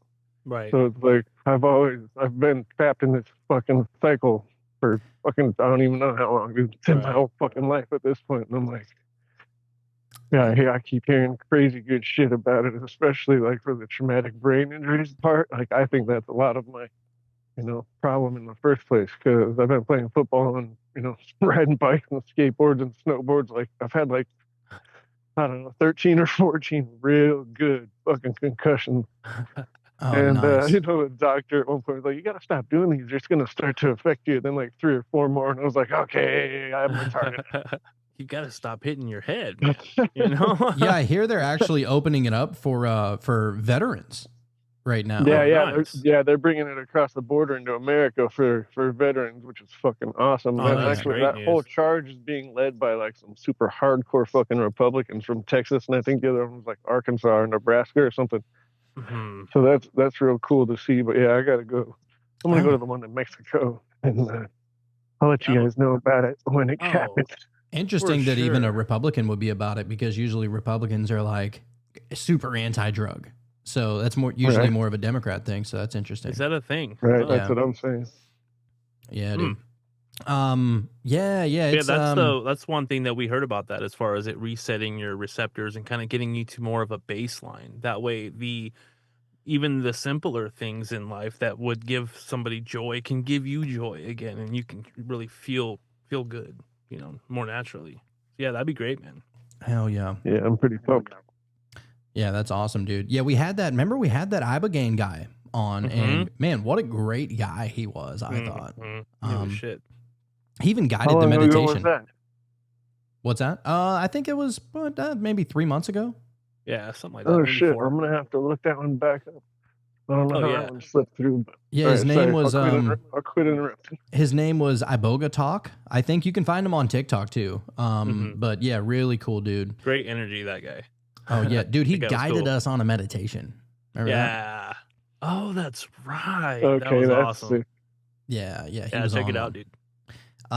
But anyhow, just get back over to it. Yeah. So okay, this is where we're gonna start getting a little interesting. Not that it already wasn't, but so you have so you want to talk about all the different tricksters and all of the different shadow gods and all that kind of stuff. We would be remiss if we did not bring up the psychedelic tricksters, the machine elves, and the jesters of the mind. Oh, wait, hold on. No, I didn't finish my story. So about that, the dude that went to go do ayahuasca, right? So he turned his life around. He stopped doing drugs and found Christ and all these good things. And so he goes down there. He does ayahuasca in Florida at some mansion or something like that. And he's out there for a weekend. And so he does ayahuasca, and you have to do it like, I think 2 days in a row, maybe 3 days in a row, something like that. Right. And he said that whenever he was there, he started smoking it. And in there, he met like all these different machine elves that were pointing at him and laughing at him. And they were like, ha, ha, ha, you idiot. And he's like, what? Why am I such an idiot? And he goes, you know damn well the real reason why you're here is to try and prove that your God exists. If you were such a good and holy Christian, you wouldn't have had to come here and try and find proof. And they were poking and prodding and making fun of him and beating him down and all these things because they knew what he went there for. It was not the reason that he told everybody. And it's like, yes, that is why they are jesters of the mind. They are of your fucking mind. That's great. That's great, dude. Yeah, dude. That's awesome. So modern seekers on DMT or ayahuasca meet tricksters too. Terence McKenna described machine elves, entities of light and play, juggling reality like toys, singing the fabric of existence into being. Others meet jesters, clowns, carnival tricksters who taunt and mock, both hilarious and terrifying. These psychedelic tricksters destabilize the ego. They confuse, disorient, and force surrender. Some return laughing, others return shaken, but they all return changed. People who come into contact with these kind of individuals. Psychologically, they are this subconscious dramatizing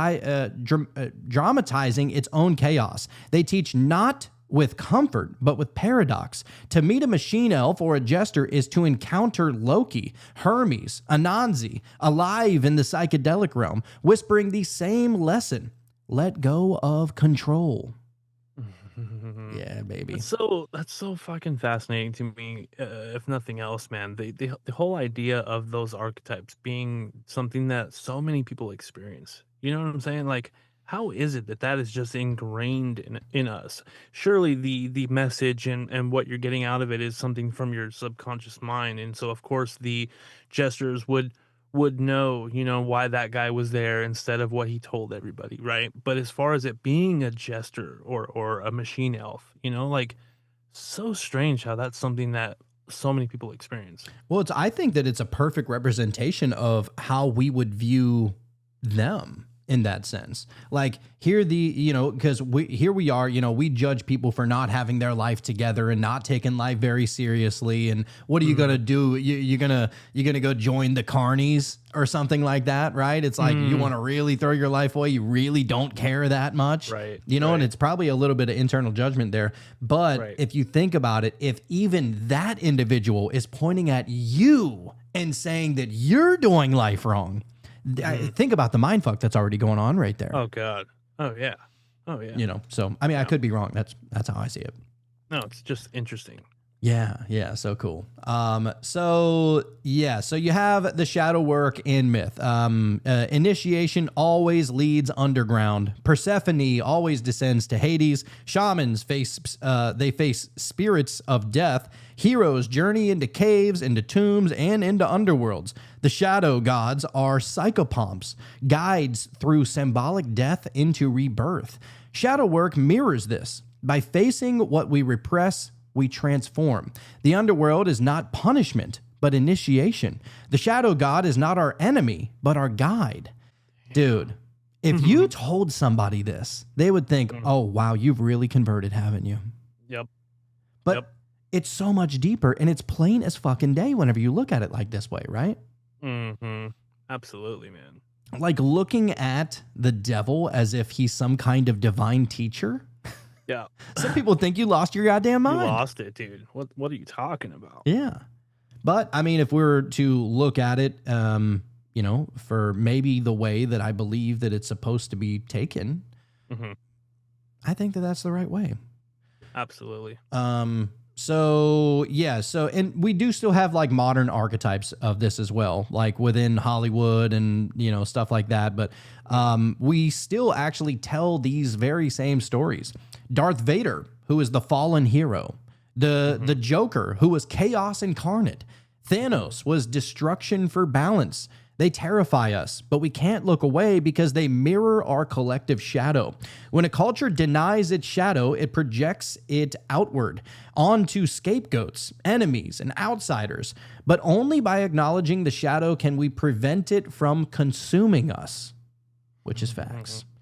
So if you were to get a little, if you're trying to take this head on, if you want to face your fear once and for all kind of thing, maybe you got some insecurity that is constantly sparking some kind of fear or some kind of internal judgment, or you feel like something is holding you back. You know that you could be so much more, but deep down you know that it's really yourself that's holding you back. Well, a couple of ways that you would be able to do this. This isn't every way, but this is just a few of them. Number one, always meditation. Every single time meditation. Yes. Yep. So close your eyes and summon your shadow god. What form does it take? What message does it bring? Just a couple of questions you can ask yourself. Yep. And then, of course, there's journaling. What do I fear others seeing in me? What tricks do I play on myself? And then finally, there is visualization. So stand before your smoking mirror. Get a little obsidian glass, What truth hides in the smoke? Shadow work is not exorcism. It is integration. To be whole, we must embrace both light and shadow. Yes, baby. That's it. Yeah, man. When I looked into that into my phone rather, and I had the candle, man, that was something else, dude. That was almost. It wasn't like obviously it wasn't a jest or anything like that, but just the fluidity of who I thought I looked like, and just because you're in a gaze, right? And so it's just like I don't know. That was the one of the strangest things I've ever experienced, dude. And it was kind of like a machine elf pointing and laughing and going, "You thought you looked like this, but really you're not even you." You know, it's like that was a mind fuck. Yeah, dude. Which is why I still want to get the Hangman tarot card tattoo. Just Well, surrender. That's what it's all do it. about. That's it.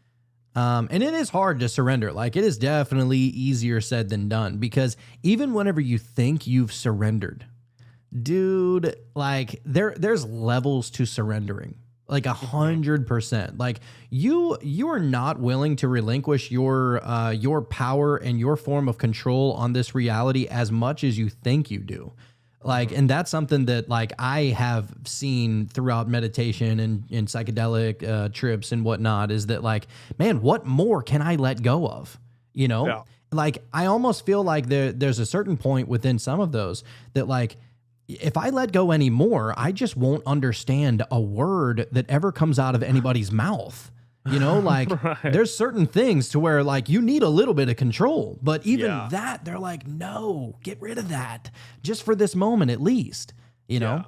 Yeah. Oh, absolutely. Yeah, I've had experiences with that, dude, especially with like the Foreca. When everything was going good, everything was fine, and then all of a sudden it just wasn't. You know what I'm saying? And there was like, it seemed like, I don't want to say literal demons, but there was definitely some entities that were just super negative. And I'm like, now knowing what I know, it's like, oh, okay.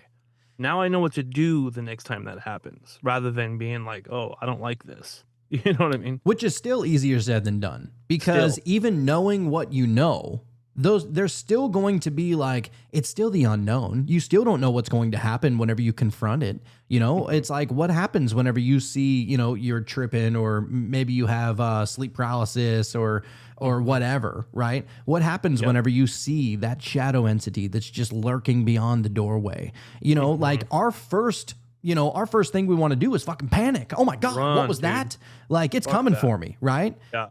But you know, if this is why we try and talk about it as much as we can, so that it becomes so deeply ingrained within our subconscious mind. That way, whenever that does actually happen, you know, and you do see that shadow, or you do see that fucking skinwalker, or that demon, or whatever it is, you know, like, dude, it could be even something that you were scared of as a child that you haven't thought about in forever, but it's just now showing itself, and it's like pulling on your childhood fear, which is even deeper ingrained inside of you, right? But Yeah. if you bring this to the forefront, and instead of being scared, and instead of trying to hide under the sheets, or instead of trying to hurry up and wake up out of this trance or out of this whatever it is, and you just be like, hey, come here. Oh. Just be like, What- mirror. Mirror.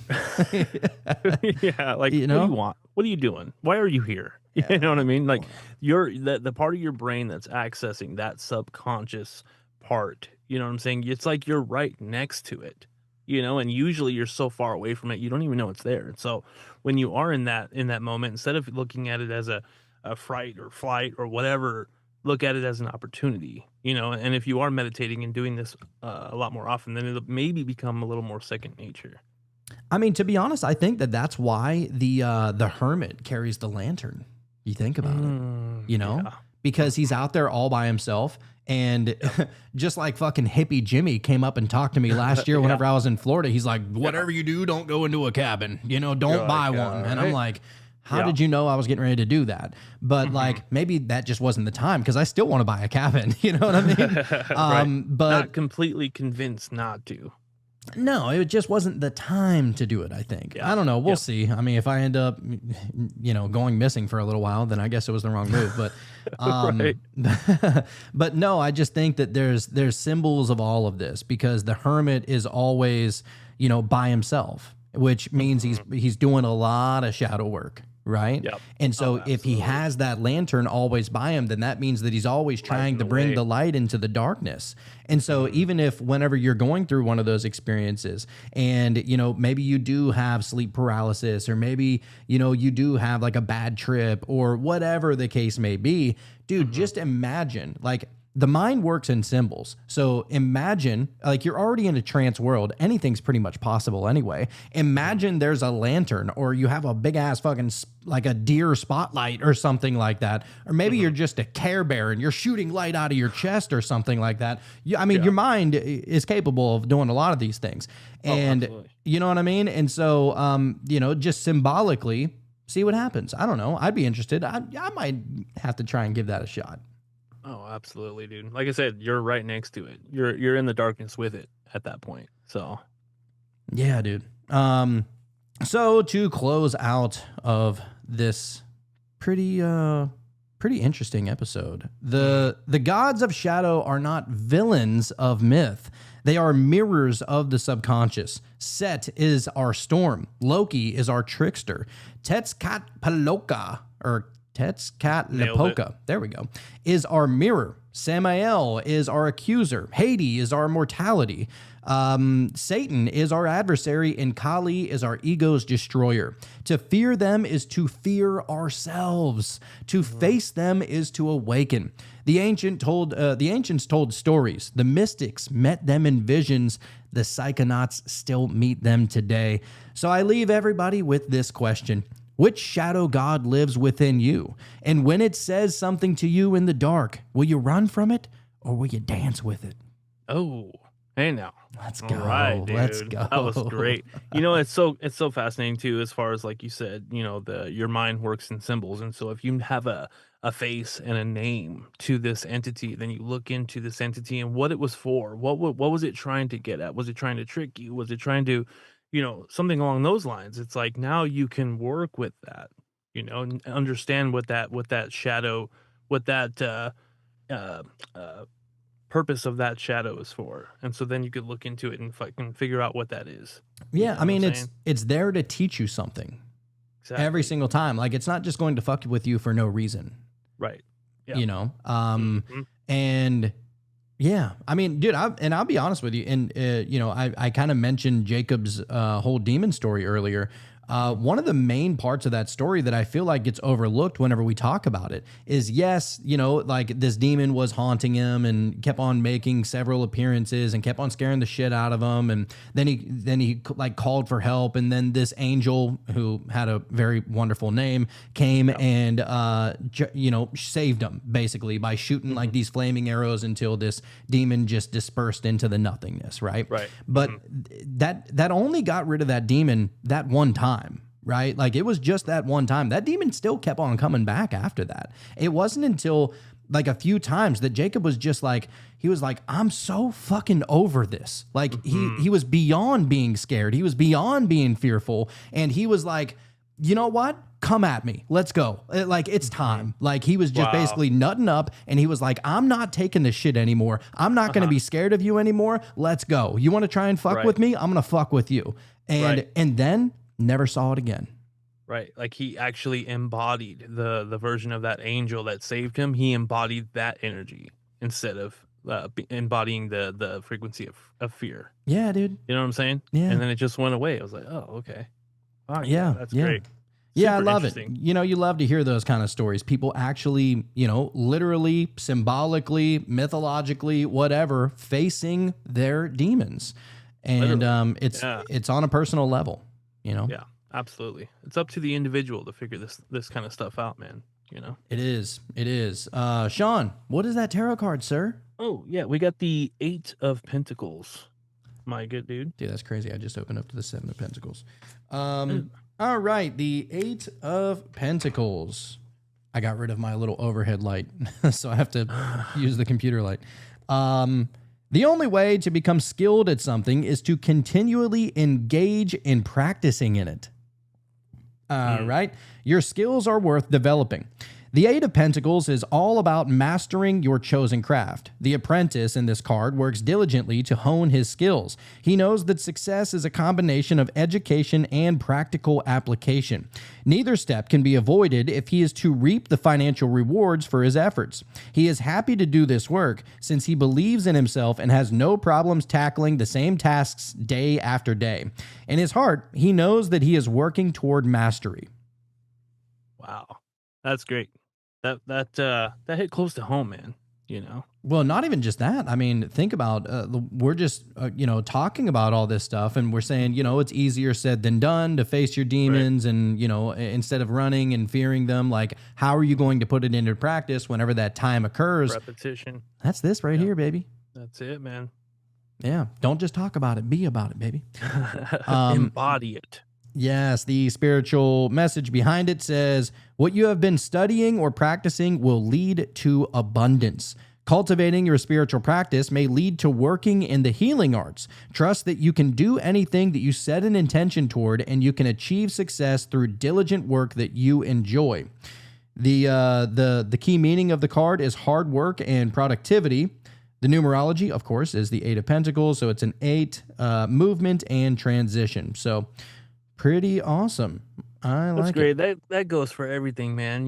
Like you have it in your mind that you want to do something, and at first it feels almost impossible, and then once you start getting a couple repetitions in, and then all of a sudden one thing that you struggled at is all of a sudden one of those things that you can do without thinking about it. And so there's layers, there's levels to it, and so anything that you can think of, man, is possible. Yeah, dude, no doubt about it. So all right. Well, I think this is a very fun conversation that we had. Thank you, everybody, for joining in and putting your 2 cents in on it. Who was it? DC, I think, that just dipped out. Yeah, DC said, love all the lessons. Good night to the one. Shout out, DC.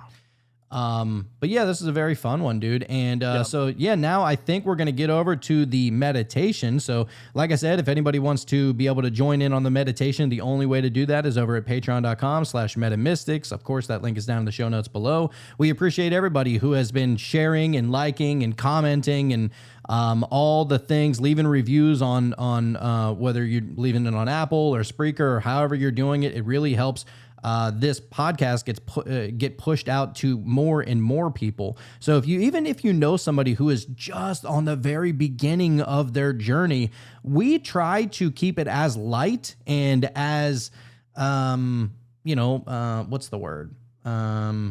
Just light and durable, I guess, as much as we possibly can for each and every individual. It doesn't matter if you start at episode 1 or episode whatever we're on now. Just always try and make it easily. Damn, there's that word that I'm just having trouble getting to. So basically, I mean, all the topics that we run into is either the first time we're hearing about it or something that we haven't fully covered yet, and so we start at the beginning and really try to figure it out. Unless it's something that we've covered numerous times, then it might be a little more advanced. But yeah, for the most part, we're all just learning this together, and so yeah, hop on board. Digestible was the word I was looking for. So yeah, we appreciate everybody who's already done all of that. Also, I do want to say that we do have a YouTube channel as well. If anybody wants to be able to go over there and subscribe and like a couple of videos and share all that content over there, we have that over there. It does come out, on the day that it comes out, on the same day. If you're listening to this show on the Cult of Conspiracy, it comes out on that same day. Of course, over at if you're listening to Metamystics, we have all the Metamystics episodes coming out one day before they come out on the Cult of Conspiracy, and then of course way even before that, Patreon always comes out days, almost even a week before they come out anywhere else. So much love to everybody out there. We really appreciate you joining us here. And what we want to say here is that if the shadow gods came here and they taught you anything, it's that you don't know what you don't know. So don't just get weird. Stay weird.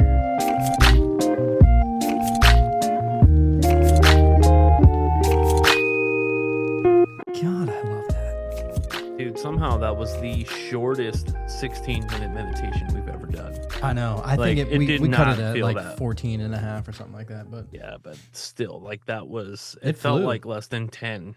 yeah. Like it went quick, man. Yeah, that was awesome. I was actually really shocked whenever she was like, all right, start bringing your awareness back to Yeah. your surroundings. I'm like, I already? thought we were like halfway done. I thought we were gonna do like another step or something. Yeah. Like there was another part of that. But yeah, it's really fascinating, man. Because there's some, obviously there's times where there's already kind of something on your mind, in your awareness. And I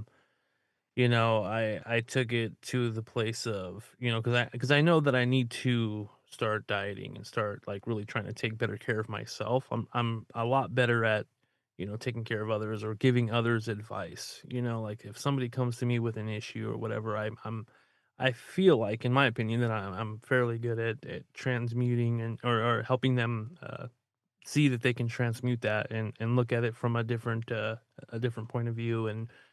But when it comes to myself, it's always much harder. And so I've kind of just made the decision to, instead of just allowing myself to do the things that I've been doing, just habitually, just over and over, like caught in that cycle of things, I'm going to try to access that higher perspective of myself and give myself that advice in those times where I'm just kind of doing what I normally do, as far as like eating bullshit or what have you.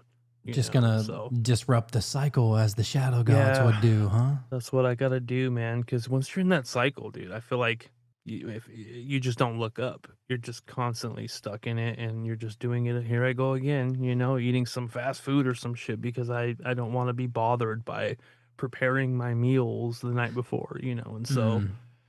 In those moments where I'm thinking about, like, oh, I'll just go grab this. It's like, whoa, hold on a second. You know what I mean? There's a better way. You can do. And being someone that has already, lost so much weight before and had so much success, it's like I know I'm capable of it. But for whatever reason, right now, the cycle that I'm in is this perpetuating thought of, like, you can't do it again. Or what are you pretending for? Like when you first started diet, it's like you're pretending that first day. You're like, oh, I'm on a diet, but like it's day one, dude. Like, you know what I mean? Like, Not are in you it really? yet. There's still a chance that you can still eat whatever you want. You know what I mean? Yeah. So I don't know. That's kind of where I went. I just, because I've been having thoughts of like, what if shit just goes wrong really quick, and all of a sudden I've got a bunch of medical issues. You don't have any. As soon as you have medical issues or health problems, that's when all the other problems really just go away, And so it's like, I feel like that can happen very quickly if you're not careful. So I don't know. That's kind of what's been on my mind and kind of my shadow as of late, just not really taking good care of myself. So, That's exactly what I was boring thinking. as that is for everyone else to hear. Yeah, no, that's exactly what I was thinking too. Like, because she was like, you want to try and focus on a part of yourself that needs. Go to the gut. Dude, went straight to the gut. It was so strange. Like, as soon as she said it, I didn't even think about it. It was just like, that's where we're putting our attention at, right? And I was like, all right, let me try and communicate with it. Let's see what happens. I'm going to try and put all of my consciousness, if I can, put it all right here in this one little place, right? And because, yeah, I mean, I everybody's always, a little self-conscious about their weight. If it's not your weight, it's everybody's self-conscious about the way they look, right? Like even if you give the facade that like, I know I'm hot, I know I'm sexy, damn well that person has something that they are a little don't feel too good about, right? Can't say I've ever had that problem. Yeah. Yeah. But yeah, so I was just like trying to put all of my attention and all my focus there. And I felt like I did. I was able to like, and it was strange because what I was seeing, I'm just imagining what the gut would look like. Right. Yeah. And I'm like almost imagining like this circle, but like on the perimeter of the circle, it was like real lit up. And I was like, all right, this must be where I'm supposed to put my focus at. And I was, trying to go in there and not necessarily trying to see what was going on in there because, I mean, I know what I've been eating, but like trying to just connect with it like consciously in a sense, right?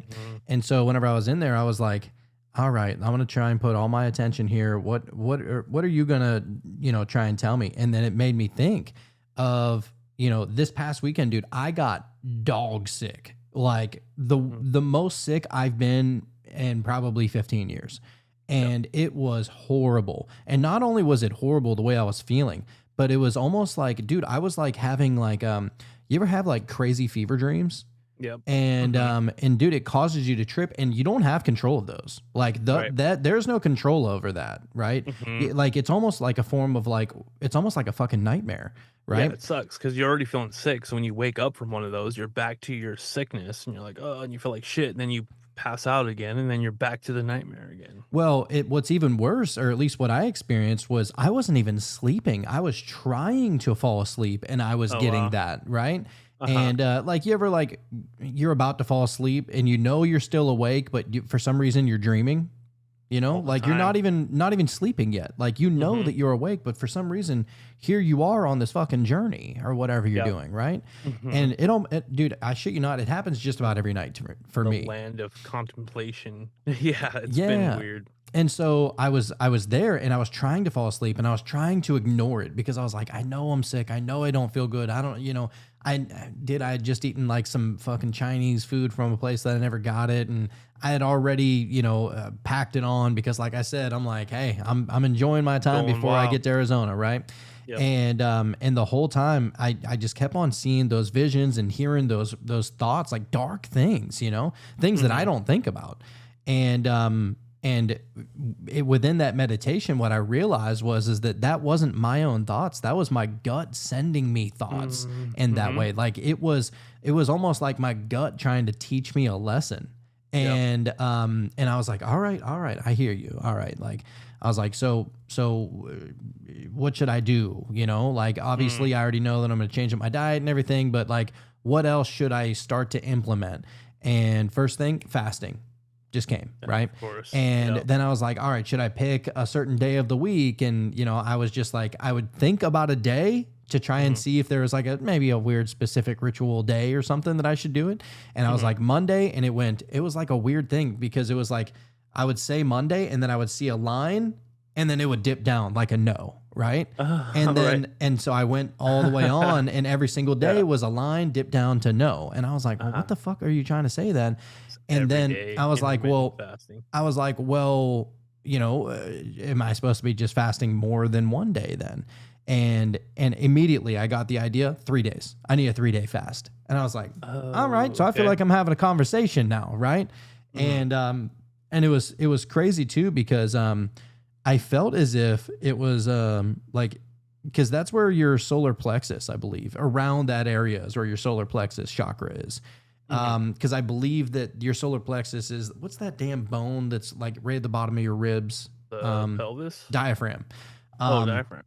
Yeah, I believe that that's like kind of in the location of where the solar plexus is. And it was so strange. I don't know colors of chakras. I mean, I know that the heart is green. I know that the root is red.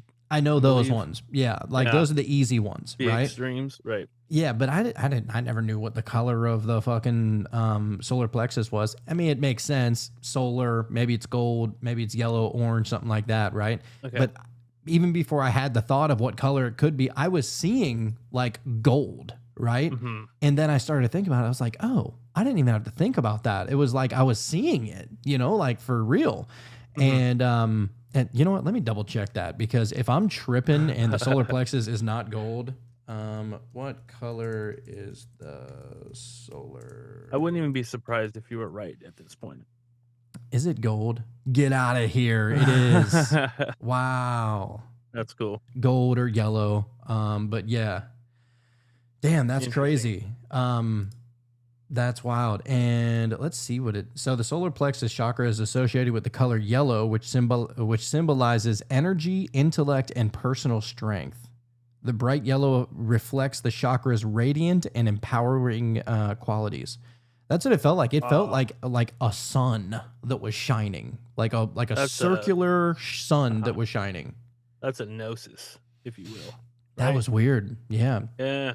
And I was like, all right, I'm going to do it then, because I know this, and everybody knows this. Whenever you're dieting and you're working out, dude, it's not just about how you look. The way you feel, the way you think, the way you're able to come up with things on the spot, like you are quick-witted, you know? Yep. And that's one thing like that night and day, dude. Oh, dude. Yeah, it's Jekyll and fucking Hyde. And so, yeah, that's what I'm going to do, I guess, whenever I get to Arizona. And I was starting to think about it too. I was like, all right, well, when am I going to do it? Because I'm not going to do it like, all right, so a little behind the scenes here. Typically, you know, y'all know I shoot the Cult of Conspiracy and Meta, right? And so typically me and Sean, we shoot every Monday and Wednesday night. But then me and Jacob will shoot Monday during the day. We'll double up on Tuesday. We'll shoot on Wednesday during the day, and then we'll double up on a Thursday, right? And we try and do that so that we can get Friday, Saturday, and Sunday off. Like that's the schedule we've been trying to stick to. Nice. And and it's pretty sweet. I mean, but it is like those 4 days. I mean, you're at it. You know what I mean? Like it's the first show's at noon. The first show starts at noon, and we usually go 2 or 3 hours depending, and then the next show starts at 9. We're at it till 11 or midnight.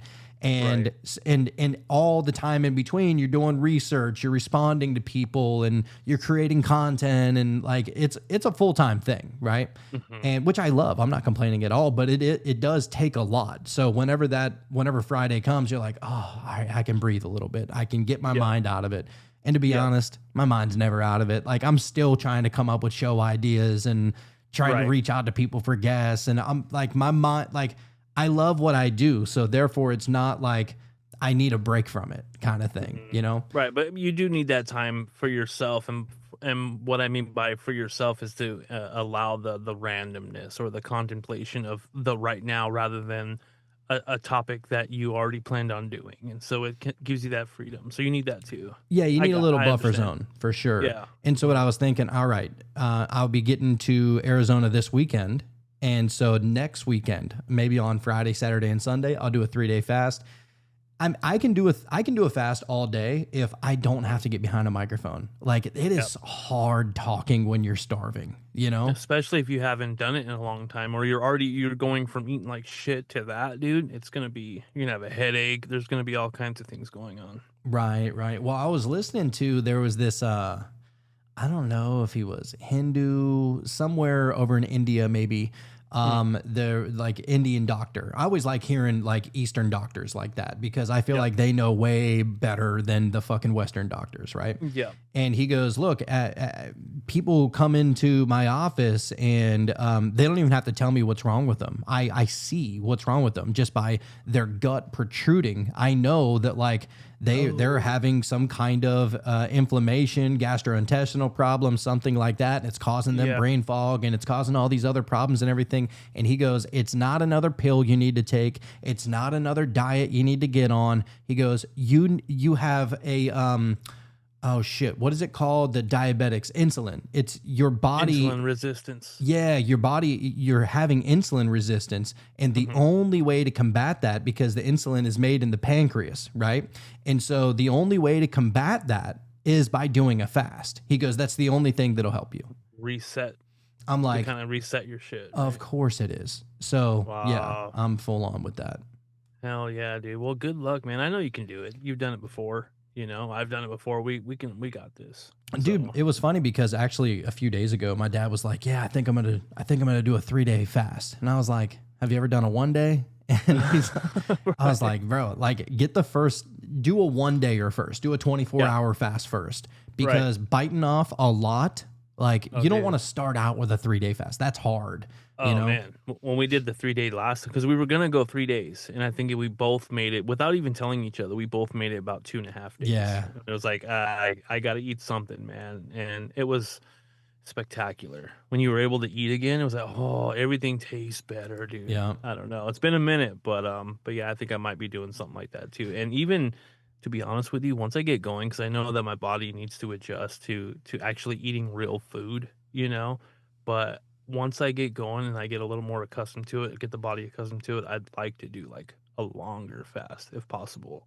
You know what I mean? Just be nice to go a week. Boundary, just for the science of it, just to see like how much better my brain works. Like that'd be cool. Well, and they say, dude, the longer you go, the more spiritual it gets. I'm sure. Like I'm that's sure talking about having visions, man. You know what I mean? I mean, you think about like those like spirit quests that that was a possibility of what we're going to be talking about tonight. But then I looked up this and I was like, all right, I want to talk about this first. Spirit quest, is that different from like a vision quest, or is it Vision Quest is what it's called. I'm sorry. Yeah. Oh, okay. Okay. So Vision Quest, basically like you go out in the woods and you're feeding for yourself, basically. Yeah. Right. Yeah. And most of those people, you know, it takes you a couple of days to get settled in and set up camp. And then you gotta, you know, you gotta track the footprints and track where the scat is and everything in order to be able to even find an animal. And so most people, they go out there and they're starving for the first few days. Right.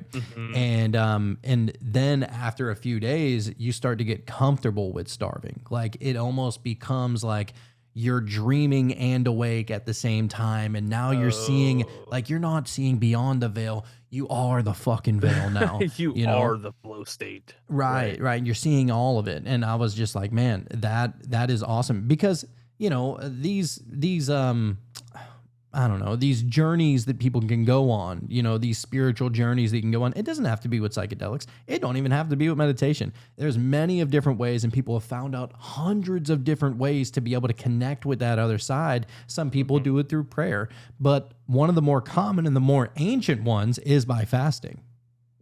Oh, absolutely. And I find it very interesting the thing that Jacob has talked about, the whole silent retreat thing. You know what I'm saying? Yeah. Like just nobody's talking to each other, and you're just kind of you're basically just consciousness at that point. You know what I'm saying? Like you are just the observer.